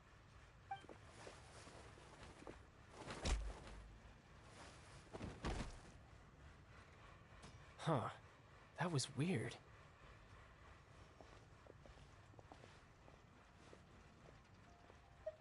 I'm not sure. It's as if I suddenly lost control of my hydro powers when I needed them. Maybe there's something wrong with my vision? Strange. How could that happen? First time Paimon's ever heard of someone losing control of their vision. Never mind. It doesn't matter. If I want to stay sharp, I shouldn't be relying too much on my vision anyway. Besides, I always have my delusion in case I need it.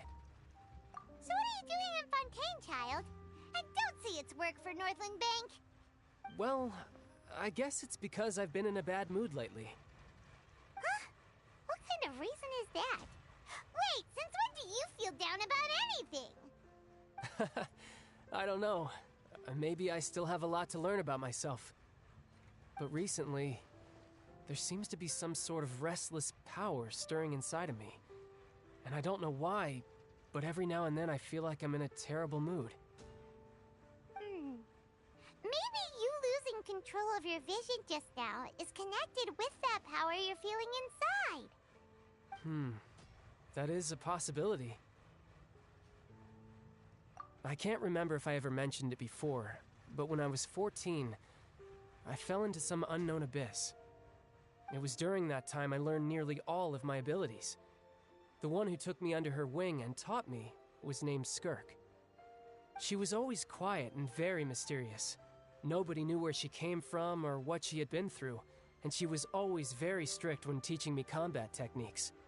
One time, I asked her why she was willing to take me on as an apprentice. From what I could make of her answer, it was because I had awakened it, and traces of it remained on me. She said that all my combat training would be useful in the future. But what is it? What did you awaken? She never explained that, but my guess is that it's related to a dream I saw when I had just fallen into that abyss. In my dream, I was in the deepest depths of the sea, and the boundless seabed was all around me. But in front of me appeared a whale that was so massive, I felt like I couldn't breathe. A whale? Oh, that sounds familiar! When we fought against you before, you summoned a huge whale that seemed to leap at us. Is that the one? That's just an abstract form of a whale that I create using my elemental powers. It takes that shape because the scene I dreamt of the whale has always been stuck in my mind. I'll never forget it. So you used the whale as inspiration for one of your moves? Huh. Seems a little twisted to Paimon. So why don't you just go ask your master? Maybe she knows the answer. You make it sound so easy. Ever since the incident I experienced there, I've never stopped searching for Master Skirk and that unknown abyss. But it's been years now, and I've still found nothing. There isn't even a trace of the place where I remember falling into the abyss. Oh, it sounds like some kind of ghost story. Yeah, I'm out of leads at this point, but there's nothing more I can do. It seems that strange encounters in this world tend to be elusive like that. Oh, seems the time really flies when I'm talking with you. I just remembered I have somewhere else I need to be, so I should get going. What? More work for the Northland Bank? No, it's more of a personal appointment. Lately, I've been sparring with some of Fontaine's official champion duelists whenever I'm feeling bored. Official champion duelists? You mean it's their job to duel? Yep, in Fontaine, before a criminal goes to court, they're given one chance to defend their honor by requesting a duel with an official champion duelist. The champion duelists are all-powerful fighters selected from among the nation's best. And the duel itself is a no-holds-barred fight with no specified stopping point. So engaging in such a duel is regarded as a symbol of defending your honor. If a criminal manages to win the duel, they'll be acquitted. But if they lose, they'll have no choice but to stand trial. And the worst-case scenario is that you're simply killed in the duel.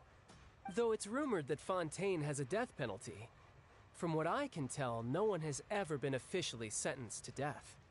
So really, the only people who opt to duel are those who have suffered a grave injustice in being accused, or those who greatly value their honor. Otherwise, why gamble with your life? So, do many people actually get out of their trials by winning the duel?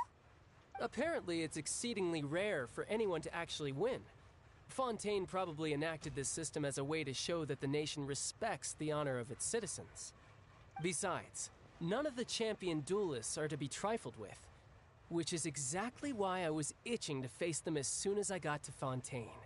Apparently, the one I'm meeting today, Clorinde, is the strongest of the champion duelists. I had been asking her for some time before she finally agreed to face me today. Well, that's child for ya. Paimon feels like we heard that name somewhere before. Clorinde. Oh, before I forget, I want you to have this. Huh? Your vision? You're seriously just giving it away? I'm just worried that it could become uncontrollable again. I'd be pretty upset if it got in the way of my duel, so I think I'll be better off without it for now. Besides, I just need you to hold on to it for a short while. I'll come retrieve it when I have some time later. Paimon knows what you're up to. You just want an excuse to come talk to us again, don't you? Whatever gave you that idea? I'll be in touch later. That sneaky guy. He said he's been feeling down lately, but he seemed the same as ever to Paimon. Well, since we don't have much to do for now, we might as well walk around and see the city before Lenny's performance.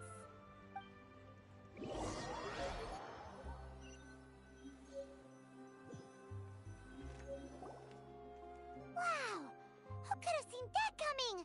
The reporter who was barely around for most of the story was the murderer all along! Sorry. Paimon was just surprised, that's all. Whew. Paimon never saw that twist coming. The murder mystery novels here are amazing! The whodunits here in Fontaine are a lot different than the light novels you see from Yai Publishing House. Both have their merits, but Paimon thinks this style of novels are more, well, novel. It's so exciting to reach the moment when the mystery is uncovered, especially in the one Paimon was just reading. You should buy a copy and read it too. Oh, sorry about that. Paimon will be more careful next time. Hey, shouldn't we be heading to the Opera House to see Lenny's performance soon? It's almost time for the show to start, so we should get going. Lenny said that the Opera House is on Aranias, so let's go ride the Aqua Bus!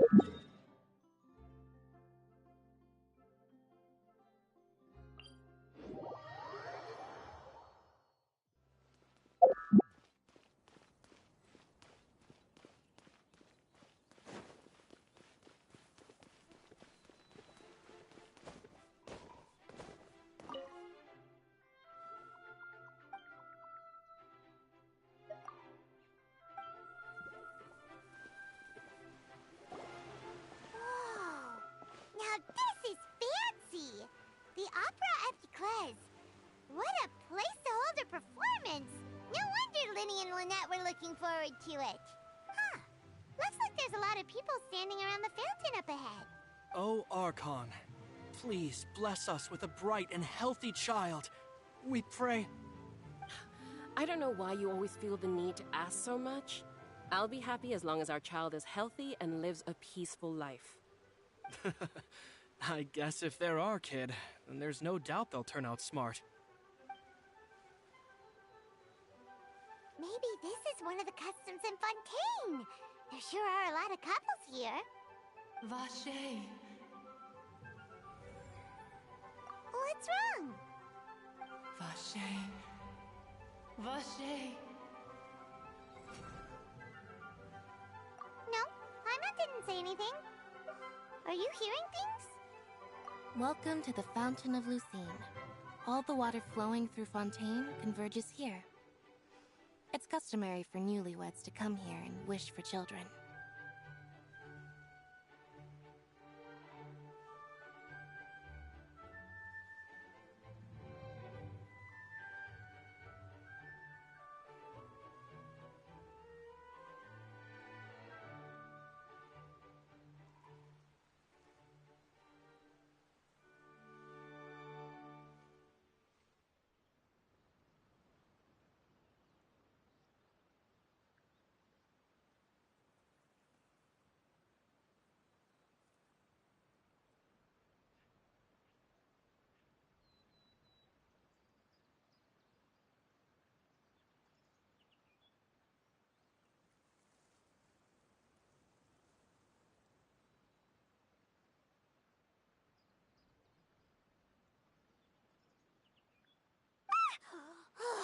Lynette! You scared Paimon! When did you get here? Lenny asked me to wait here for you, remember? Right. What do you mean? There are a lot of people here right now. Hey, you're not trying to scare Paimon, are you? Besides, it's the middle of the day. It's not the time for eerie things. I see. I might be able to tell you something that could help explain the voice you heard. In fact, you might not be imagining things at all. I suspect that what you heard is a result of your hypersensitivity to the hydro element. Others in my family have had similar experiences. It's because of her sensitivity to the hydro element? But what would hearing a voice have to do with elemental power? When do you cry, Paimon?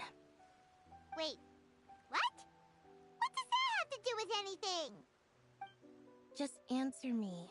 When do you cry? When Paimon's really sad? Oh, and when Paimon's super happy. Oh, and also when Paimon's really, really scared. Then you should understand that tears contain your most intense emotions. Like I just mentioned, the Fountain of Lucine is where all the flowing water in Fontaine converges. Even the tears that fall to the ground will eventually gather here. So maybe what you heard was the intense emotion coming from someone's tears. So, what did the voice say? Huh. If you were hearing their emotions, then Paimon wonders what happened to them. Rather than worrying about them, we should worry about my brother first. Don't let that calm look of his fool you. He tends to get pretty nervous just before a performance. So chatting with Linny might help him relax a little before he goes on stage. Oh, right. That makes sense. Let's go in and see Linny.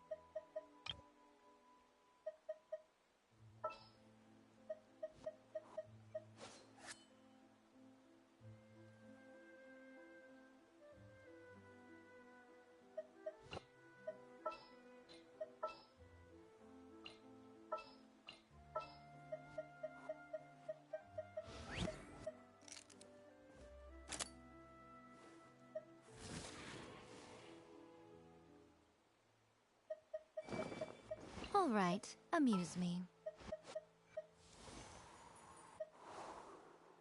I'll treat your wounds.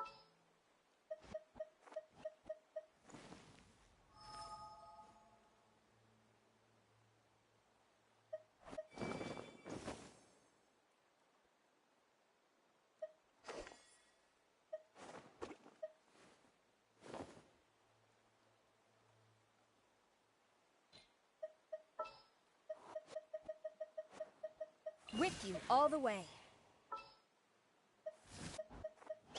Let's make haste. What's happening?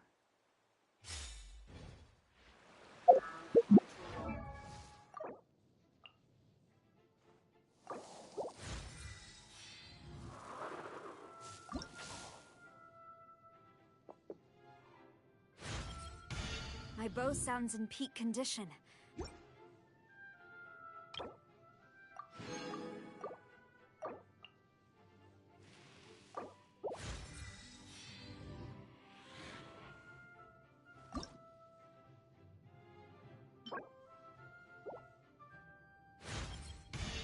Power Dulius.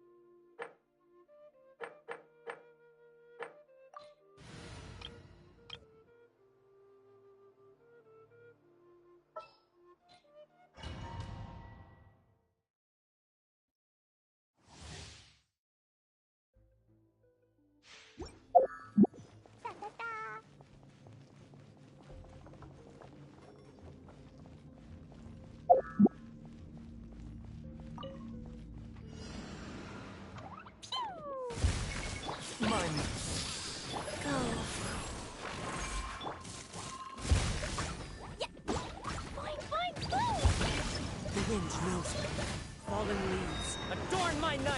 The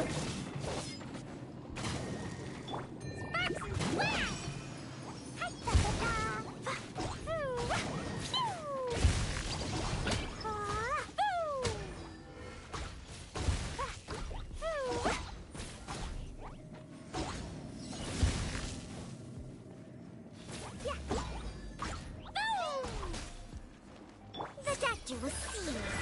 Seems like an emergency. Into the wind.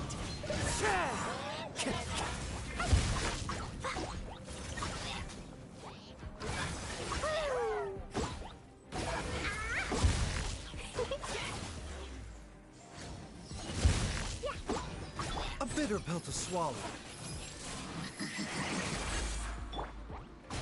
Jumpy Dumpty go! Go! Blazing delight!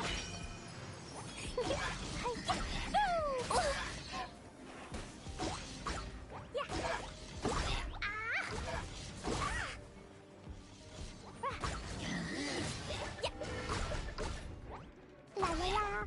Pew! The wind knows me. Mind the side effects.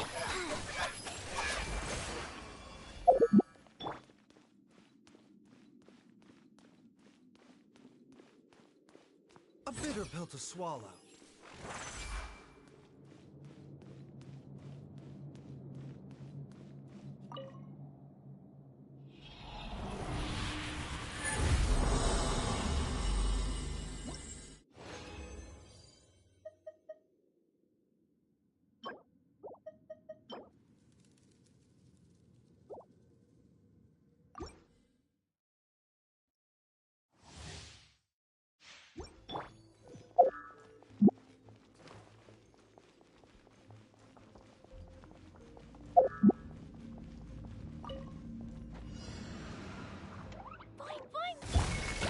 That hurts!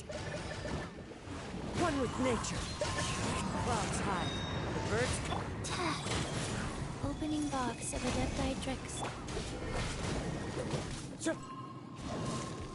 Into the wind.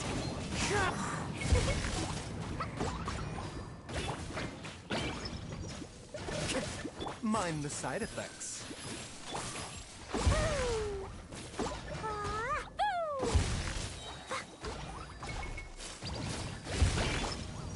The wind knows me. The doctor will see. La la la. Yeah.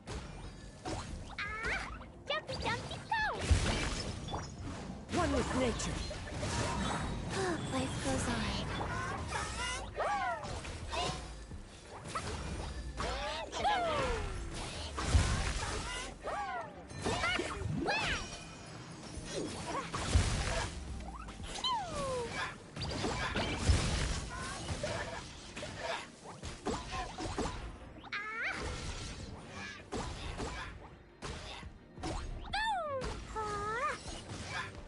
A bitter pill to swallow.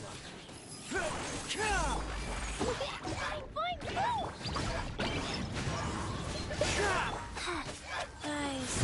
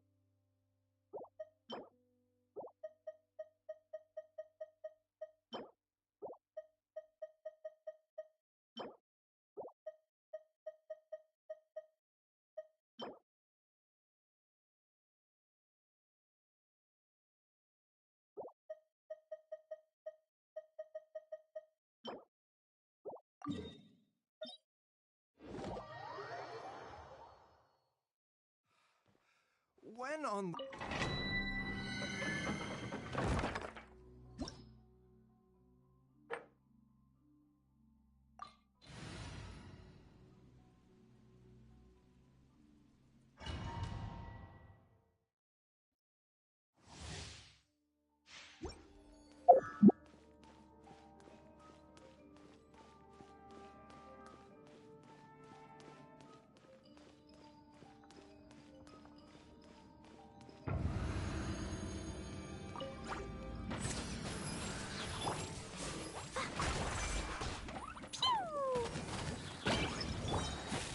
The wind knows me.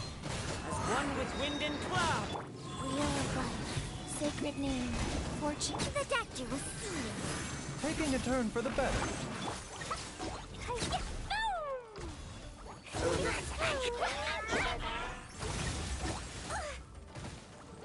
Blazing delight!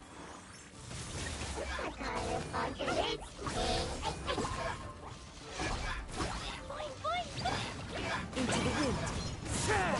A bitter pill to swallow. Rise.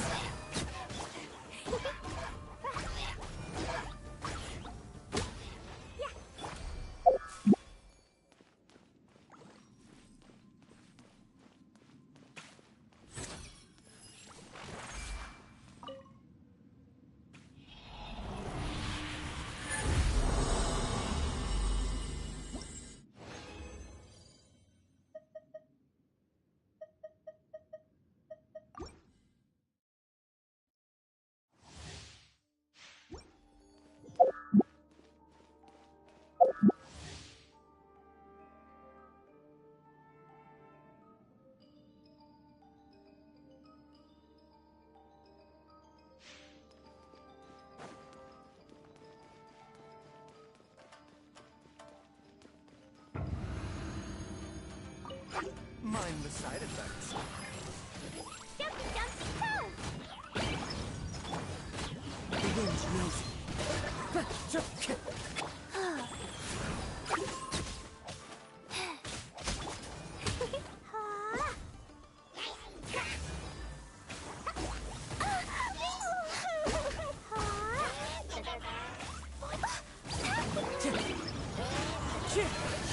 Fallen leaves. Adorn my nut. A bitter pill to swallow.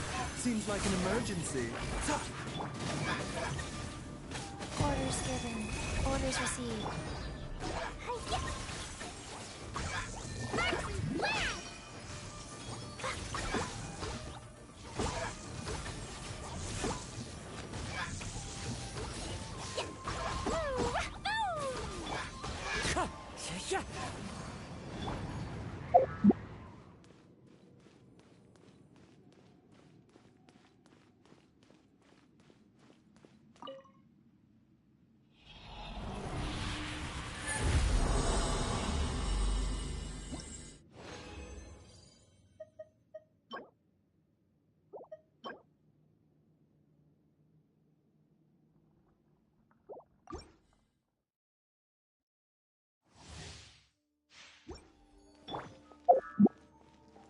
La la la.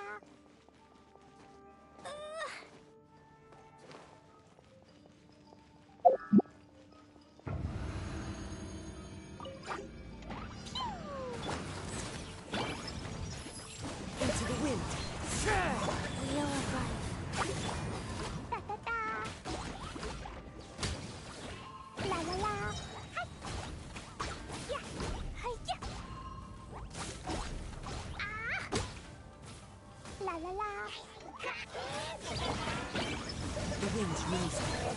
As one with wind and cloud.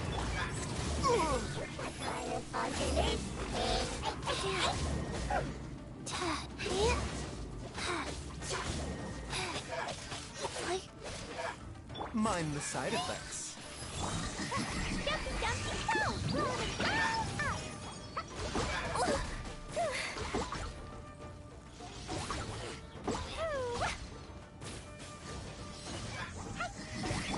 Life goes on. Taking a turn for the better. Yeah.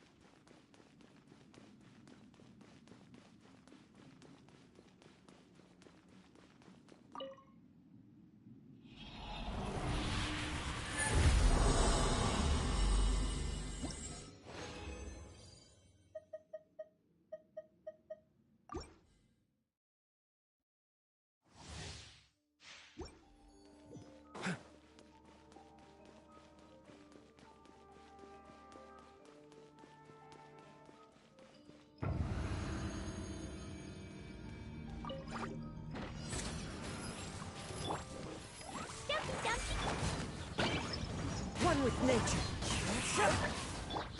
Rise.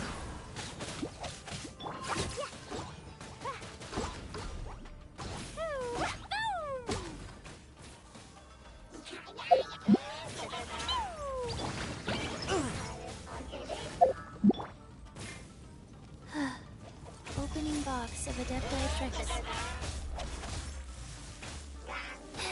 The doctor will see you.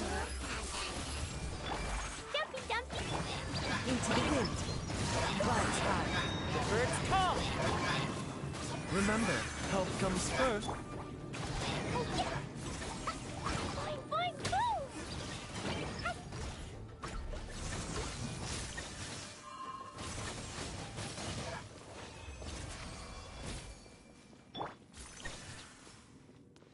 A bitter pill to swallow.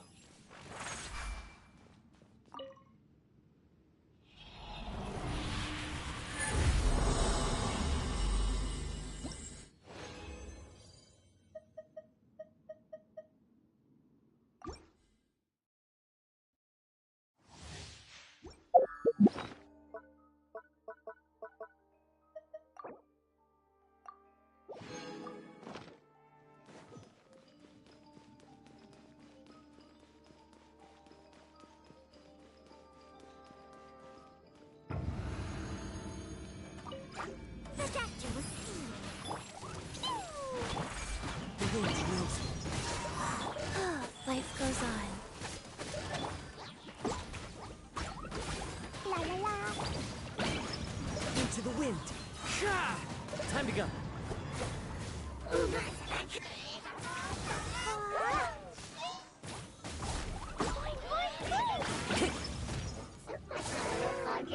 One with nature. One with wind and cloud. Orders given. Orders received. The wind knows me. Dumpy, dumpy, go.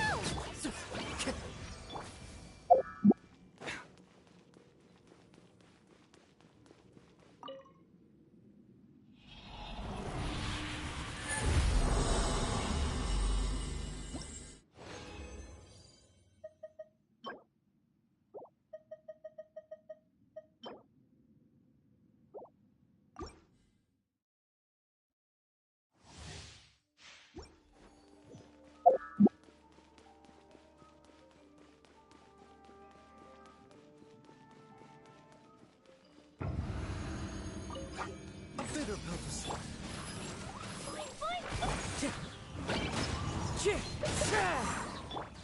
Weird, I didn't feel that.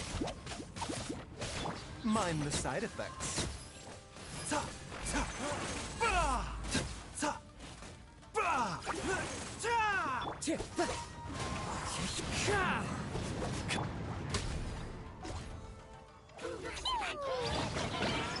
Into the wind.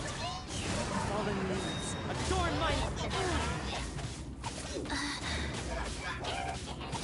A bitter pill to swallow. Taking a turn for the better. Dumpy, dumpy. Rise.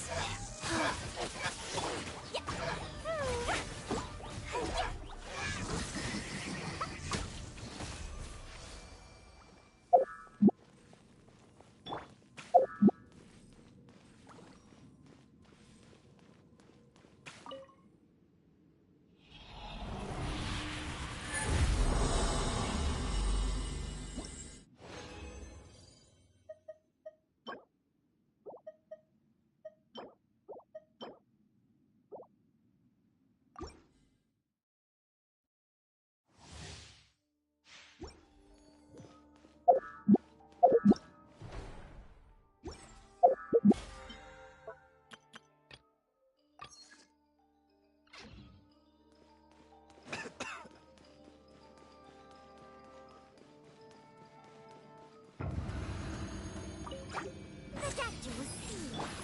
We are right. Boing, boing, boing. One with nature. A bitter pill to swallow. La la la.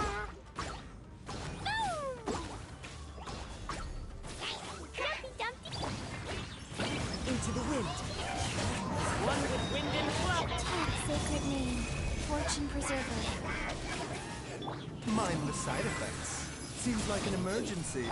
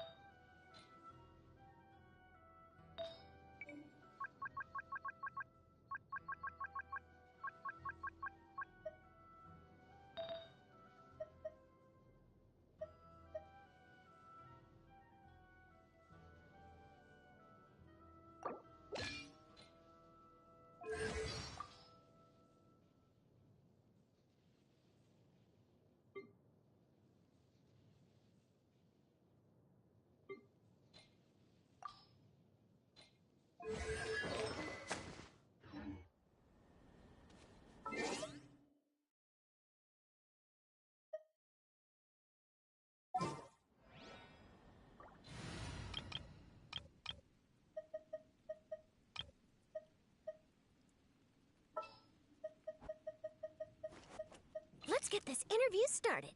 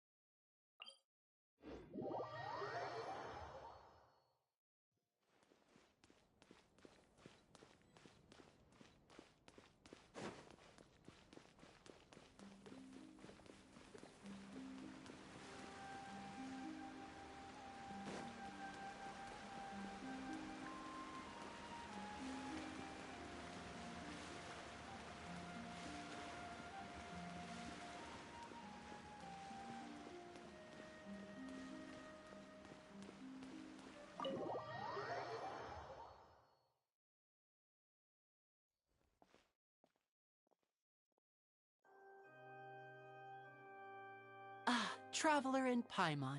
Good to see you. I knew you two would come. Are you kidding? We wouldn't miss it for the world. We've been looking forward to it. I can tell, judging by how early you've arrived. But you're actually right on time. The audience still hasn't started entering the venue yet, which means now is the perfect chance for us to take you to the best seats in the house. Wait just a moment. I'll fetch the tickets.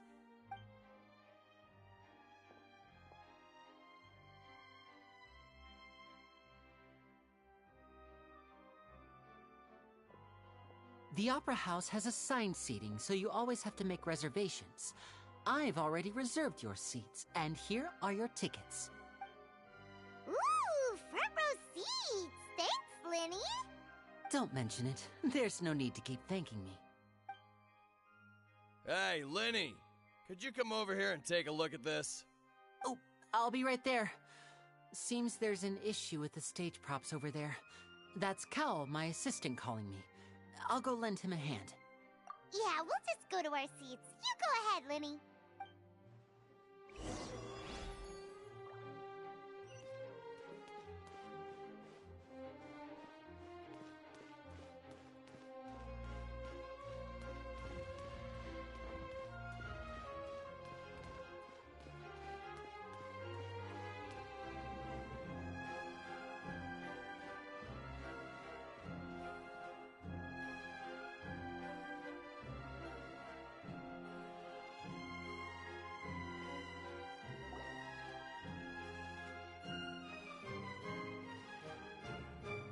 Oh, these should be our seats. Come on, let's sit down.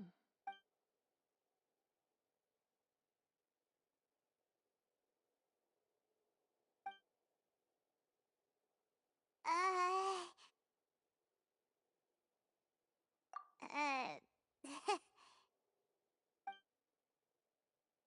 Hey, Traveler. Maybe we should strike up a conversation with the person next to us. Since we're sitting together and the rest of the place is practically empty still, it's kinda awkward if we don't say anything.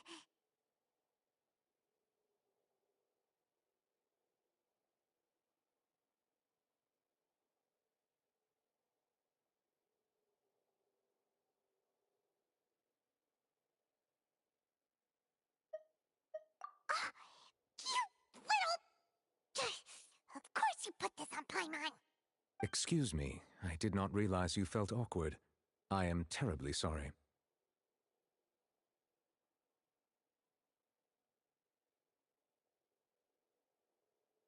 I would be perfectly happy to chat with you if that is what you would like. Oh, so you heard all of that, did ya? Boy, you sure have good ears. Paimon thought she was keeping her voice down.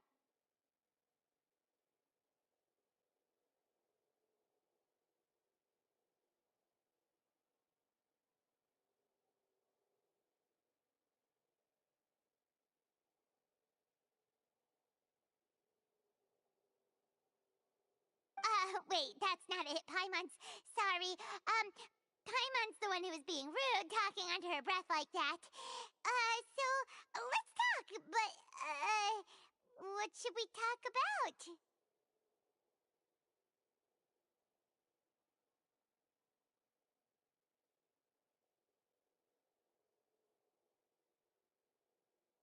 Oh, Paimon's got it. You're also here early and sitting in the front. Are you a friend of Linny's, too? A friend, you say? Well, if Mr. Linney would like to be my friend, I would be more than happy to reciprocate. Oh, so you're not friends with Linny, then. Oh, this is getting more awkward by the second. Paimon nearly forgot to make her introduction. Nice to meet you. Paimon is Paimon, and this is the Traveler. We just arrived in Vaudain. It is an honor to meet you two. I have heard of your deeds across Tevat. And as required by proper etiquette, I will also introduce myself. I am... Oh, Monsieur Nervillet. What an honor it is to have you here to see my show. Ah, Mr. Linney. I should say it is in fact an honor for me to see your performance in person. Wait, Nervillet? Could he be... Hmm? I saw you all chatting just now, but it seems you still don't know who Monsieur Nervillet is. Allow me to introduce you to Fontaine's Chief Justice. That seat is always reserved for him. It wouldn't be too much to say that he's the symbol of justice and honesty here in Fontaine. Whoa! Sorry for being so rude just now. Paimon had no idea you were such an important person. No offense taken. Being Chief Justice is merely what I do for work. Nearly every person has their usual reserved seat, so I'm not so special, really. And by the way, I should probably let you know, even though I would prefer not to, there's someone sitting up there in the VIP seats that has been striking a pose for quite a while now. I believe she is trying to give you a most elegant and impressive first impression. So I think you should take notice of her sooner rather than later. Otherwise, she may become flustered.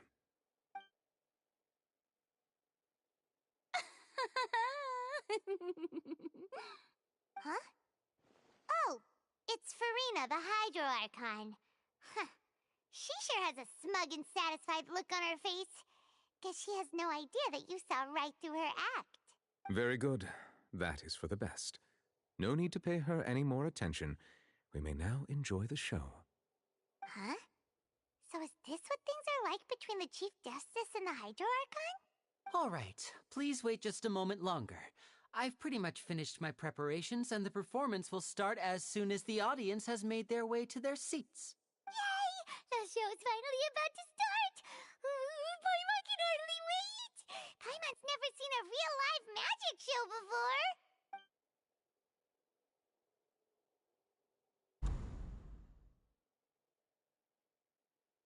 Ooh! They're dimming the lights! The show must be starting!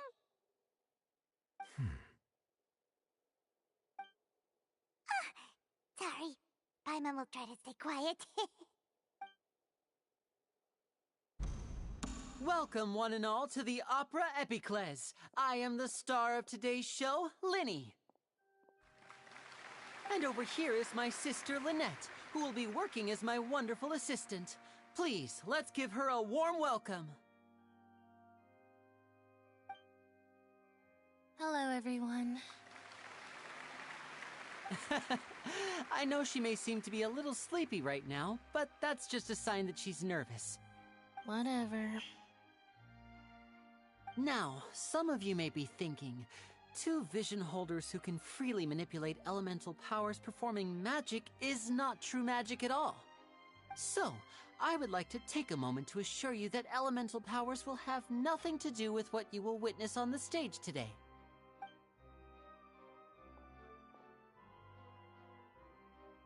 Both Lynette and myself have removed our visions for the show. That way, even the gods won't be able to help us. Oh, good point. That's what makes the show real magic. Now, without further ado, let the show begin. Lynette will now exit the stage to make some preparations. I know you might miss her, but don't worry. She'll be coming right back on stage momentarily. Perhaps in an unexpected way. I'm sure she'll be stealing the spotlight soon enough. Oh, and before I forget, there's one more thing I should say. You never know what can happen in the blink of an eye. A magician's greatest skill is making things disappear or appear. The possibilities are endless.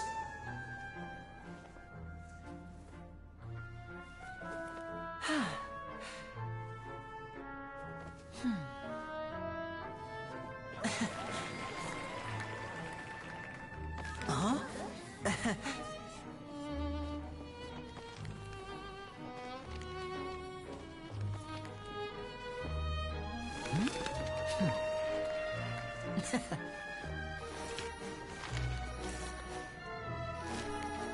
But this isn't what you came for. These little tricks, you've seen them all before. So it's time for something truly extraordinary, don't you think? This one's a little tricky.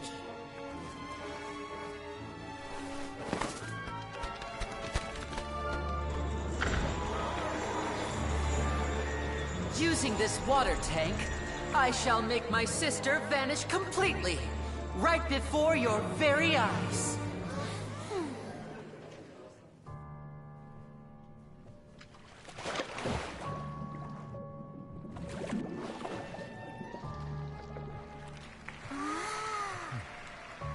It's actually quite simple. She'll just turn into air bubbles and float right out of the top.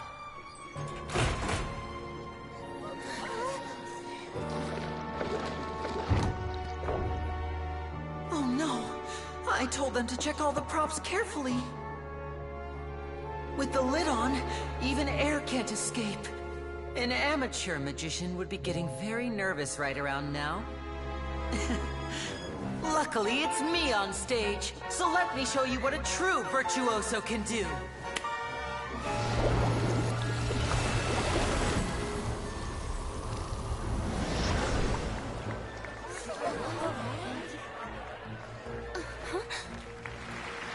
Lynette, are you still there?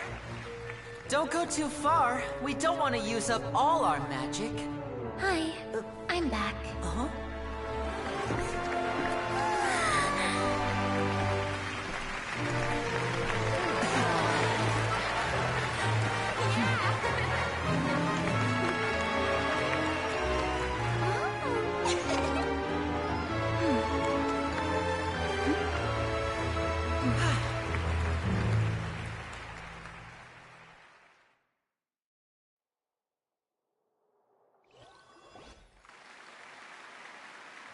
Whoa!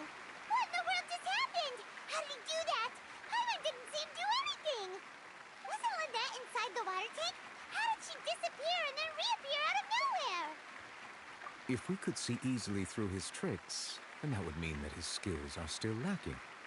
To appreciate magic, you should focus on the show happening on stage, rather than getting caught up in trying to see that which has been intentionally hidden. Guess you're right. Paimon couldn't believe her eyes when Lynette reappeared. Amazing! Thank you, everyone. I'm glad you enjoyed that performance.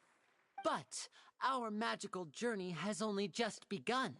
I've prepared even more astonishing surprises for everyone here. The magic of transformation and disappearance can go far beyond what you've just seen. I'm sure many of you are thinking that escaping the water tank was impressive enough, but Lynette is still my assistant after all. In which case, I have ample time to make all necessary preparations. So, for my next trick, I will require the participation of one lucky audience member. Please, if my assistants could bring out the magical boxes now. There are 2 boxes and only 2 boxes. One is here, and one is there in the aisle among the audience. I'm sure many of our clever audience members have already guessed our next magic trick. A swap! Our lucky audience member and I will each enter a magic box. After 1 minute, we will each emerge from the opposite box. Now please, everyone pay very close attention to the box you see here. Don't give me any chance to make a move. Wow! How's he gonna do this? Hey, do you think this is all magic tricks, or does Lenny have actual superpowers? The lucky audience member will be generated by this random number selector. It selects numbers entirely at random. Even I don't know who will be chosen to participate. Now then, let's begin. Let me see. Oh, row 7, seat 3. Congratulations! You now have the chance to experience magic firsthand for an entire minute. Please, come forward. My assistant will take you beside the magic box.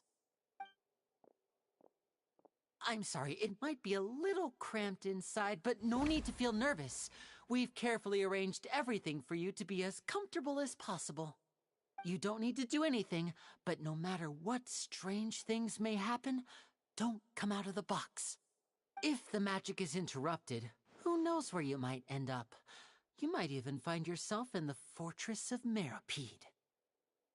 Oh, okay. All right. Before I enter the magic box, there is one more thing I need to ask the audience to do.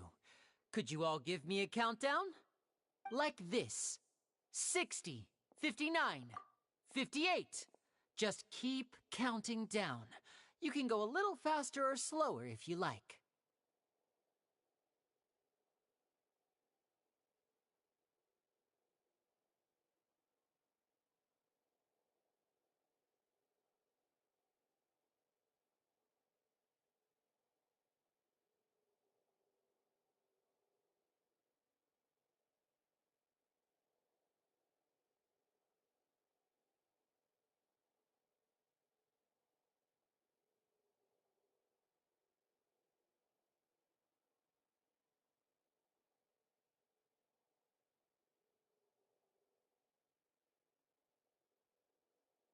I won't be able to see anything in the pitch-black box, so I'll be relying on your voices to know when time is up. Oh, and no tricks now. If you quickly count from 60 in just 30 seconds, then I'll be in a tough spot. Ooh! Paimon kinda wants to count faster after hearing him say that!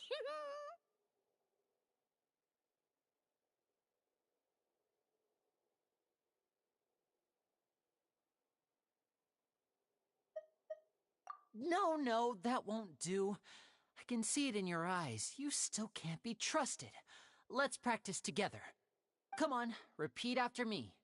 60, 59, 58. 60, 59, 58! That's right, perfect. Keep it going. All right, I'll see you all on the other side once you've finished counting.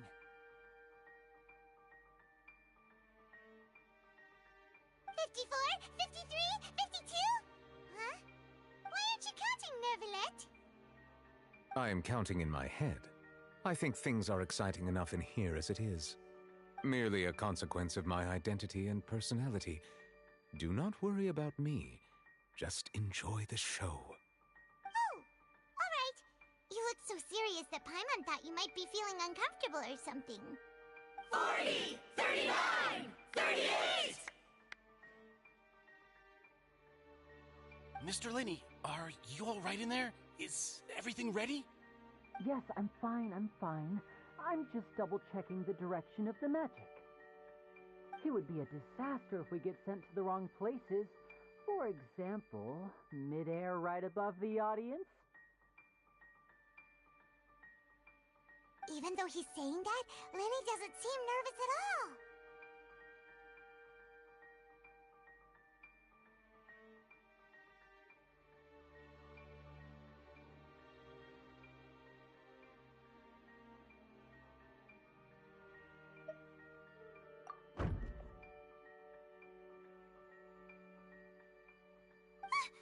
What was that noise? Did you hear it too? Not sure. Anyway, it doesn't seem like anyone's worried about it. 25, 24, 23! What's wrong, Mr. Linney? I can still hear you moving in there. I seem to have accidentally knocked over a decoration. I'm trying to fix it, but it's pitch black in here. I can't tell left from right. Never mind the decorations. There's no time for that. The show is what's important. No, that's unacceptable. I want my show to be perfect. Don't worry, we still have 20 seconds. Hear them counting? 19, 18, 17! It seems things aren't quite going as planned.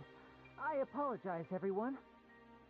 It feels like you're all starting to count faster, but that's all right. I know it can be tiring to do such a long countdown. 10 seconds and change is still plenty of time. 10! Almost there now. Whew. Swapping two people is harder work than you might think. Even a master magician like me can't guarantee I'll get it right the first time. Hey, wait! Is this the back one? I can't tell. They both look the same inside. Huh? No, that's not it. I'll try again. 7! Hey, slow down! Honestly! 5! 4! 3! Whoops! That doesn't count! 0!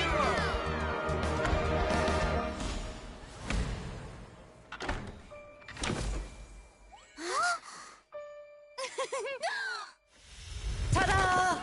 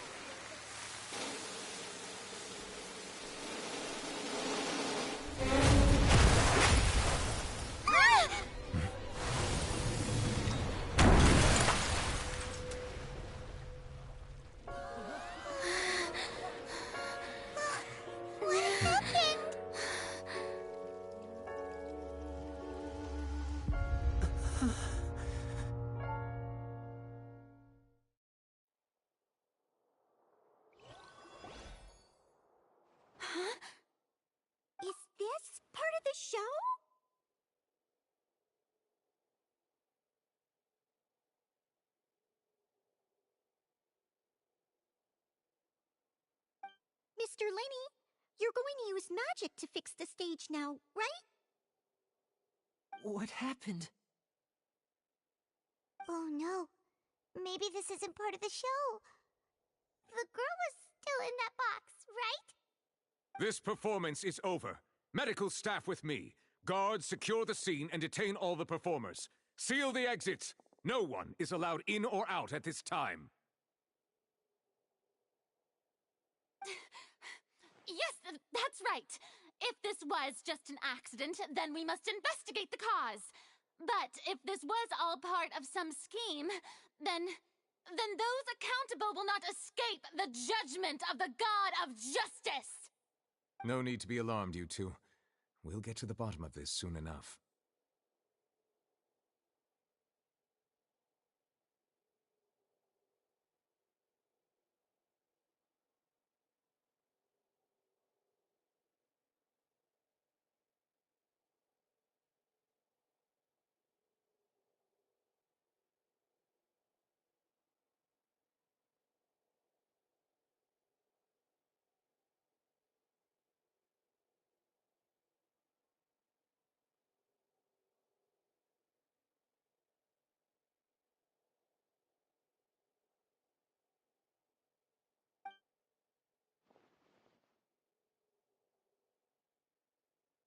Unfortunately, the person who is in the magic box has been pronounced dead.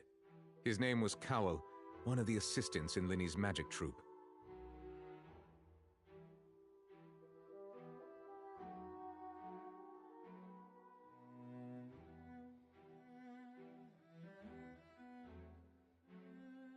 Apparently, the fireworks on stage ignited the ropes that were suspending the water tank, which then caused the tank to fall onto the stage. As of now, we are still not sure why we found Cowell in the box, rather than the guest from the audience.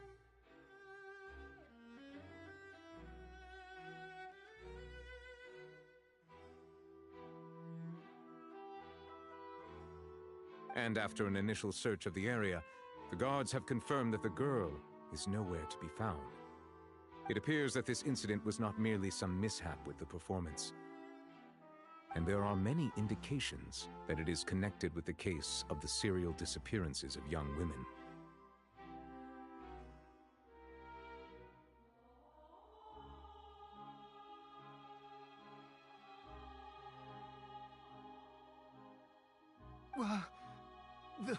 The serial disappearances case? That's the case that Charlotte mentioned before!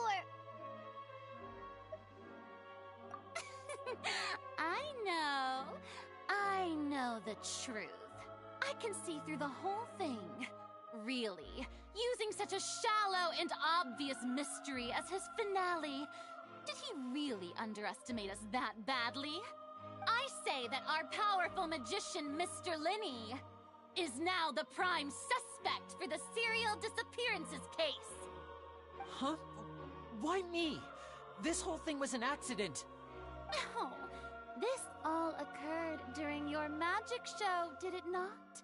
The missing girl disappeared after being chosen, did she not? The deceased is one of your assistants, is he not? Now that I think about it, that whole speech about magicians making things disappear was nothing more than a provocation, a bald-faced challenge. That can't be right! How could Lenny do this? He was in the box on the stage the entire time! We could even hear his voice! Besides, before the show, he told us that he would like to catch the criminal behind the disappearances! He couldn't possibly mean catching himself! Save discussion for a later time, please. Lady Farina, may I assume that your comments just now constitute an accusation against Mr. Lenny and his associates, and that you are pressing charges? Huh? I just think that he... Well, I think it might be a little early to talk about formally pressing charges. But what Lady Farina said just now makes perfect sense. Looks like she's gonna personally deliver justice. A kidnapping and murder carried out under the cover of a magic show. Lady Farina said it all. I mean, Of course, my dear people. But what excites me even more than the obvious truth before our eyes is the opponent I'll be facing.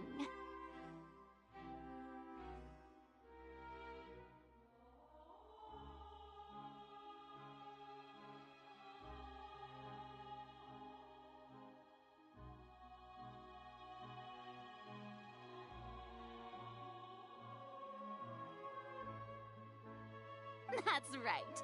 I mean you, Traveler. You'll support Linny, won't you? After all, he was the one who helped you the first time we met.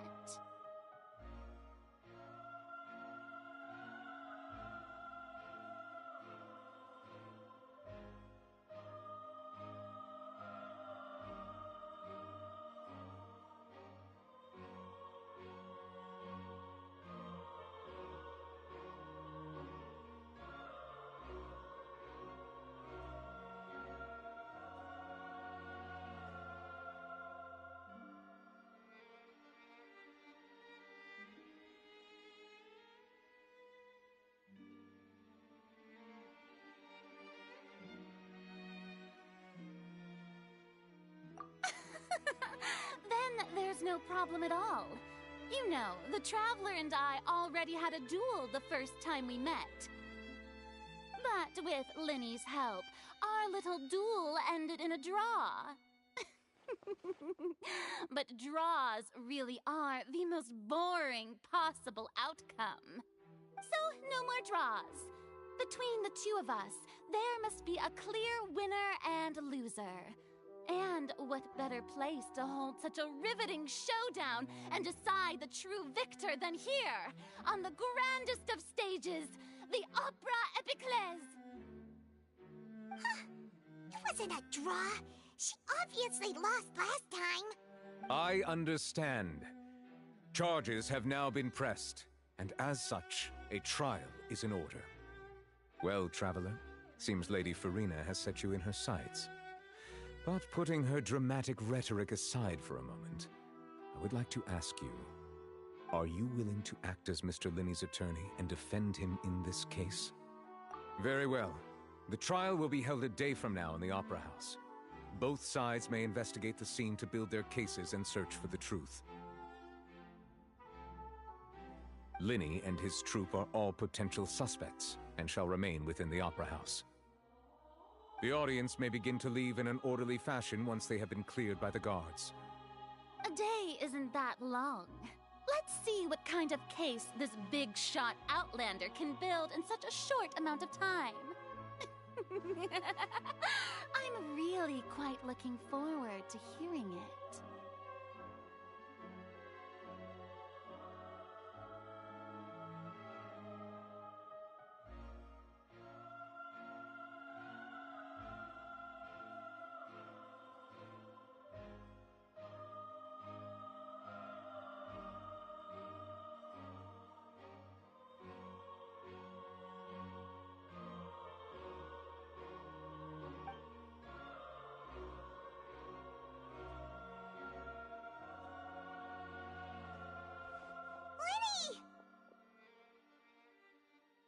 Sorry about everything that happened just now.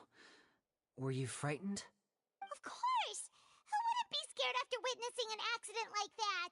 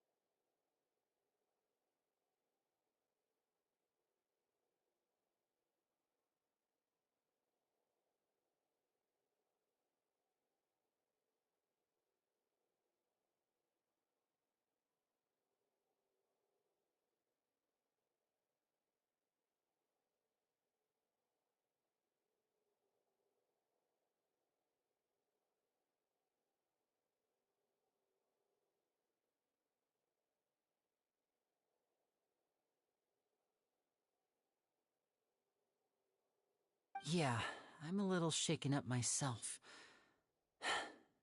How could this happen? And poor Cal.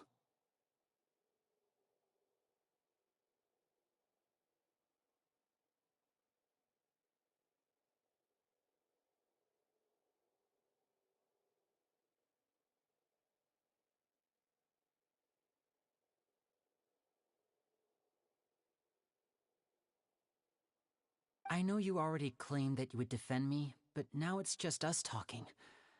Tell me, do you think I could possibly be the murderer?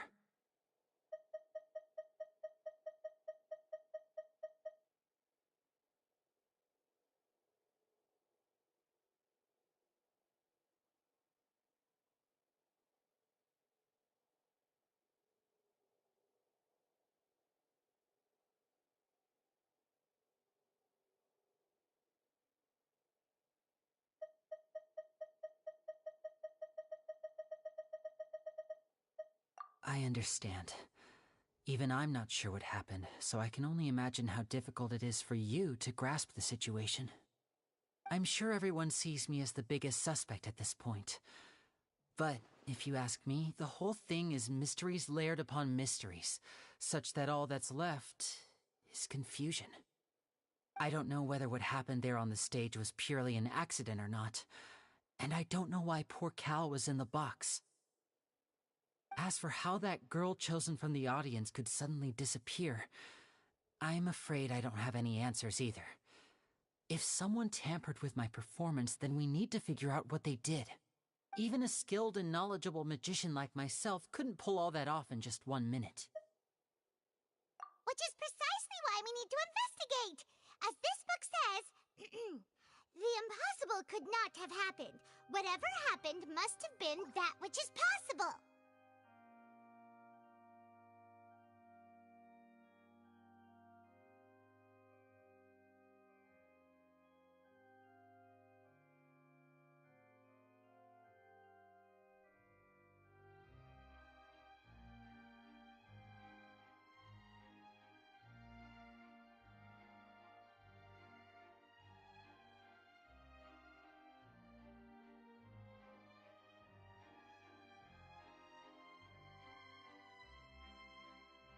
Paimon bought them when we were reading at the bookshop in the city earlier.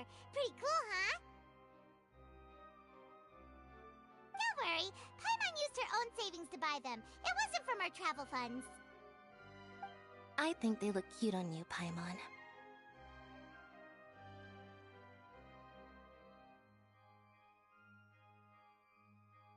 You have good taste, Lynette! That's the right attitude. Feeling depressed isn't going to help me now. I need to get back to my normal self. But with the guards watching our every move, it's going to be especially difficult for Lynette and I to prove our own innocence. Good thing you agreed to be our attorneys. Thanks for that. We'll be counting on you. Yes, thank you so much.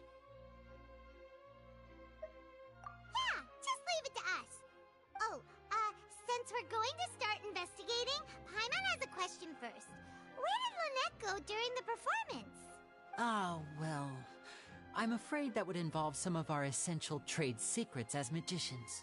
The secrets behind our magic are past saving, Linny. I suppose you're right. The truth behind our tricks is going to be important evidence that will be weighted during the trial. 'Tis truly a pity. As a magician, our magic show is a work of art.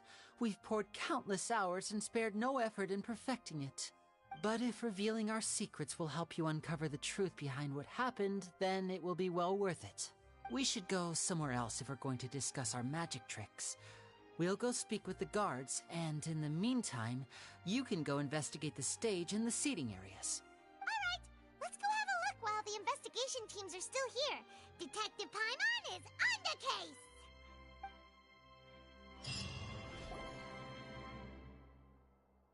Hello, officer. How's the investigation going? Ah, I see. You must be the traveler that Lady Farina mentioned. Listen, I'll be perfectly honest with you. I'd avoid getting mixed up in this whirlpool of a mess if I were you. Huh? What do you mean? Come with me and you'll see. The deceased is one of Linny's assistants, named Cal. Even though he hadn't joined the troupe long, he was hardworking and everyone generally liked him. The assistants are usually in charge of setting up and inspecting the props, as well as assisting with the show and keeping the crowd engaged.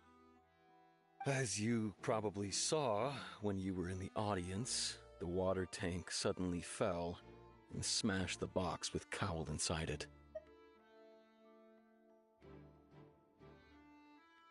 This is the real mystery. We've already searched the scene and were unable to find any traces of the girl. However, if you look carefully, the box was positioned directly under the water tank. The ropes holding the tank were then burned by the pyrotechnics on stage, causing them to snap. All these factors lining up so perfectly makes it hard to see this as a mere accident. If anything, the more logical explanation is that the whole incident was intentionally planned, and Linny is the most likely person to have access to all these areas. But he doesn't have a motive!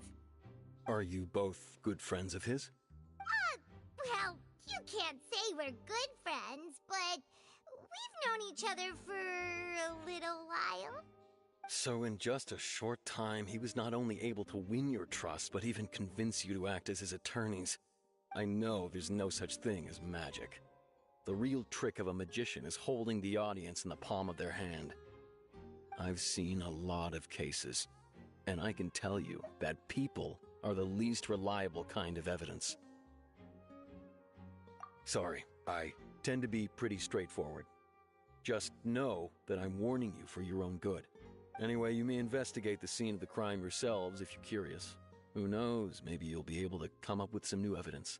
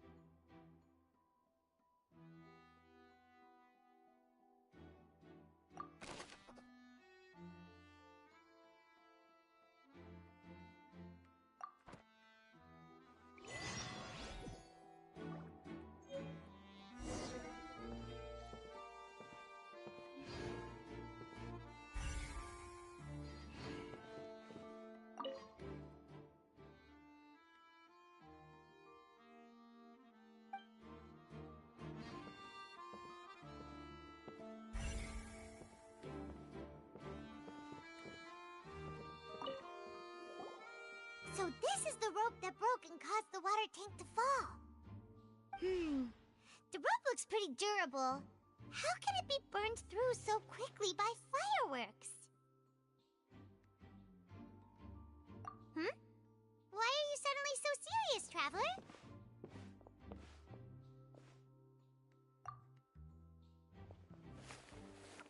Whoa! Look! This bit is made from different material! Most of it was burned away, but there's still a little bit of it left.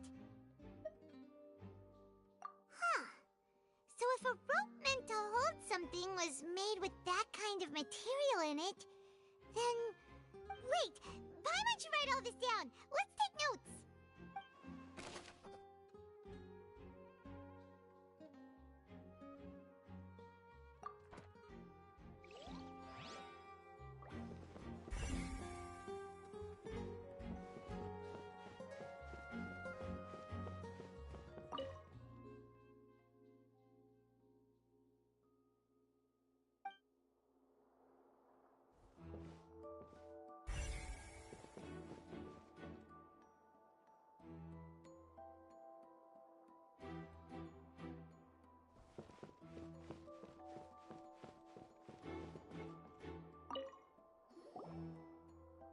The investigation team has some new findings. Turns out there's an issue with the random number selector after all.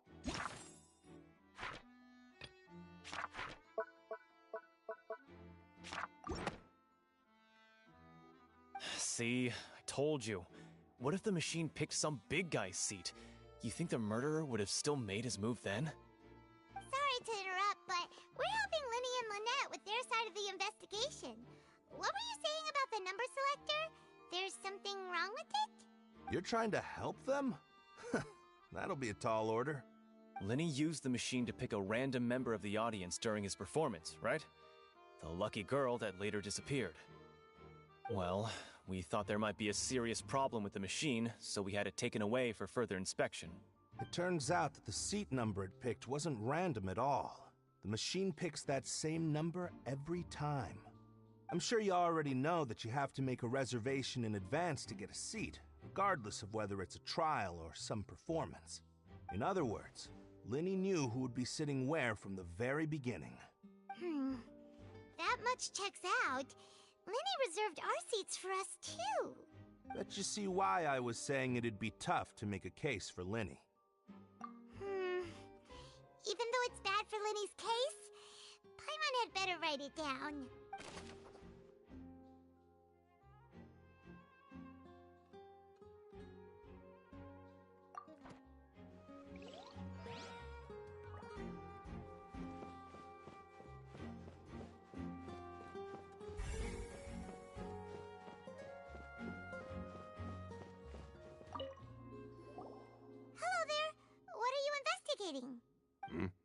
Oh, this location has also been cordoned off because the Magic Troop members are currently considered prime suspects. The investigation team is still collecting evidence. The seats were all booked in advance, so we were able to deduce the missing woman's identity by checking the guest list. Sure, it's not like this is confidential information. We will publish it later anyway when we petition the public to help us find the missing person. Her name is Halsey. She's a painter from Fontaine who's made a bit of a name for herself. Apparently, she wasn't a regular at the Opera House, but she'd been feeling some pressure with her work lately, which made her decide to come see the magic show. The Magic Troop members all claim not to know her. We have looked into her social connections. It seems that she has no personal grievances or conflicts of interest with the suspects. Simply put, she wasn't related to the Magic Troop at all, which matches the features of the previous serial disappearances. Were the victims of previous cases also chosen at random? That's how it seems to us, in any case. Apart from the fact that they were all young women of around the same age range, there really weren't any other connections between them.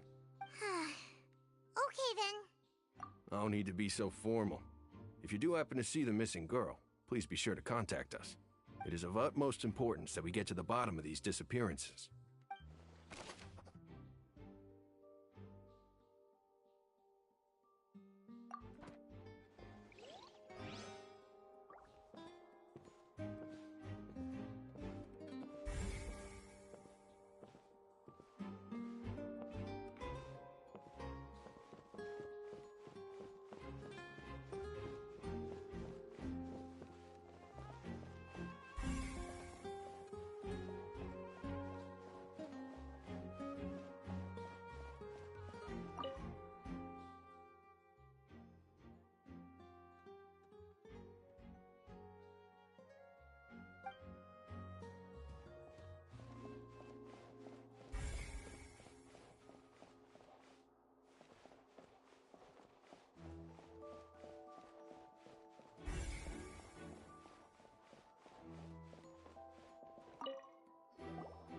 I see that you're investigating the area.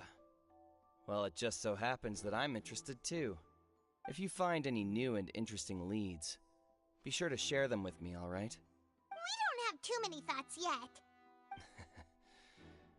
Then why don't I tell you my hypothesis first? The way I see it. It all started with that loud thud. The thud? Oh, you mean the sound that happened during the countdown? Yes, exactly. It wasn't terribly loud, but I suspect that most people heard it. It's just that everyone was awaiting the results of Linny's trick with bated breath, so no one paid it much mind. But now that the incident has happened, the thud has become an important clue. That makes sense. So, what do you make of it? I'm of the opinion that it may have been the sound of Linny's accomplice. Lynette, perhaps. Jumping atop the water tank, or something like that. And when the pyrotechnics went off, she cut the rope, sending the water tank crashing down. But wasn't the noise we heard too loud for that? Perhaps the balance wasn't right, leading to a particularly rough landing.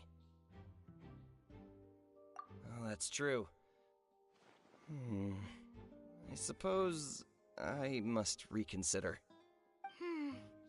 That does remind Paimon, though. What was with that sound?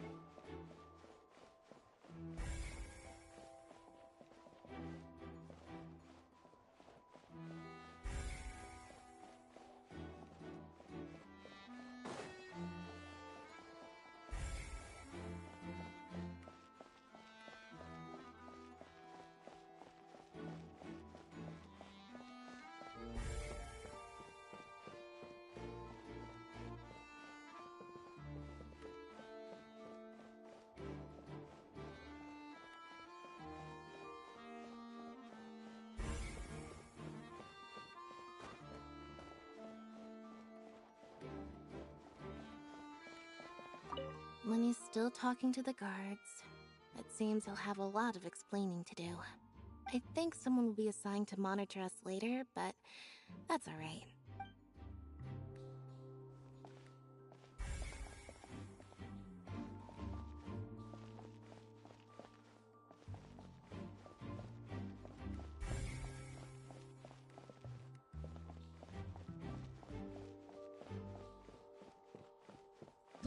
Whoever the why would it be him? Gosh, no wonder the serial disappearances never... Gosh, we all heard that...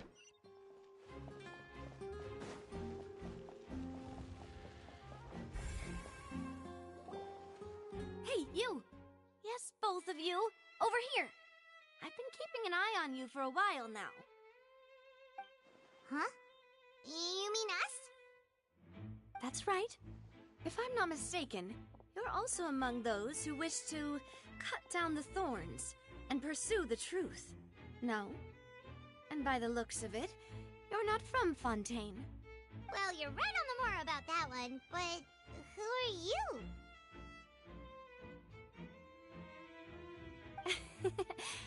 Have you never heard of the Spina di Rosula?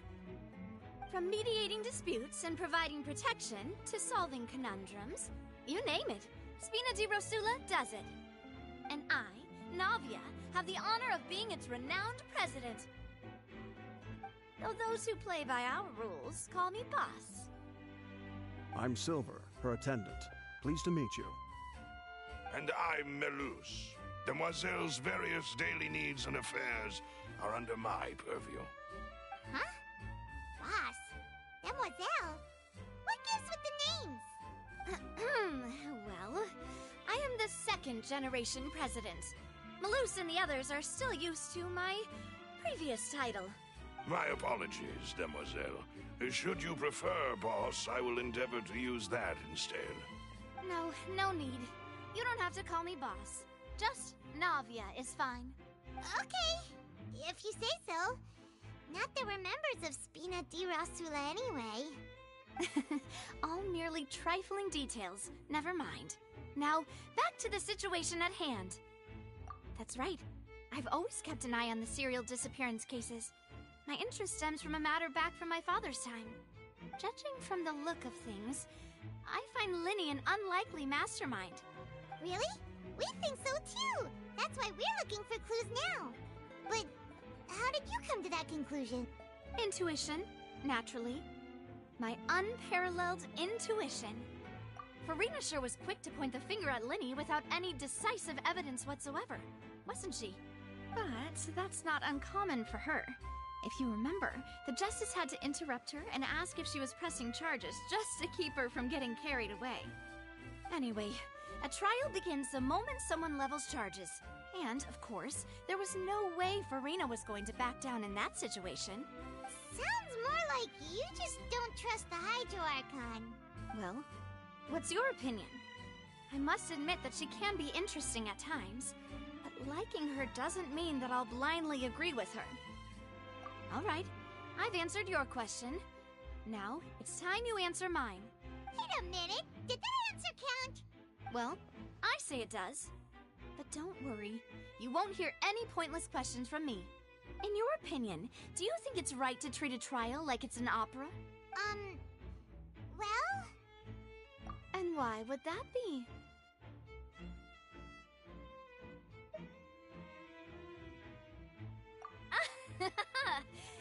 See, Silver and Malus? I told you they'd be different. Most astute of you, demoiselle. I too think that the Traveler's response was most excellent. No matter how wonderful the script or how fervent the audience's expectations may be, the trials that go on stage here must be based in fact. And if that can be done, boss, then... All right, that's quite enough, Malus. Anyway, I like your answer. You pass with flying colors. Now, I need to make some preparations, following which our joint investigation shall commence. You two shall be my assistants. Wait! Since when did we become assistants?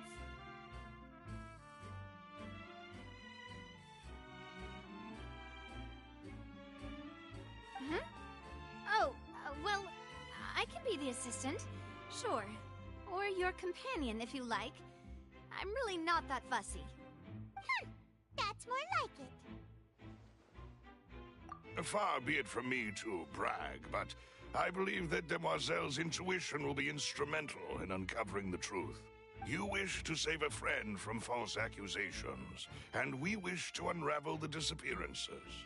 In this sense, our goals are aligned. You have a point. You're quite the talker, aren't you, mister? And what about you over there? What do you think? You seem like you've got something on your mind. I have nothing to add. Oh, alrighty then. We'll be making some preparations first.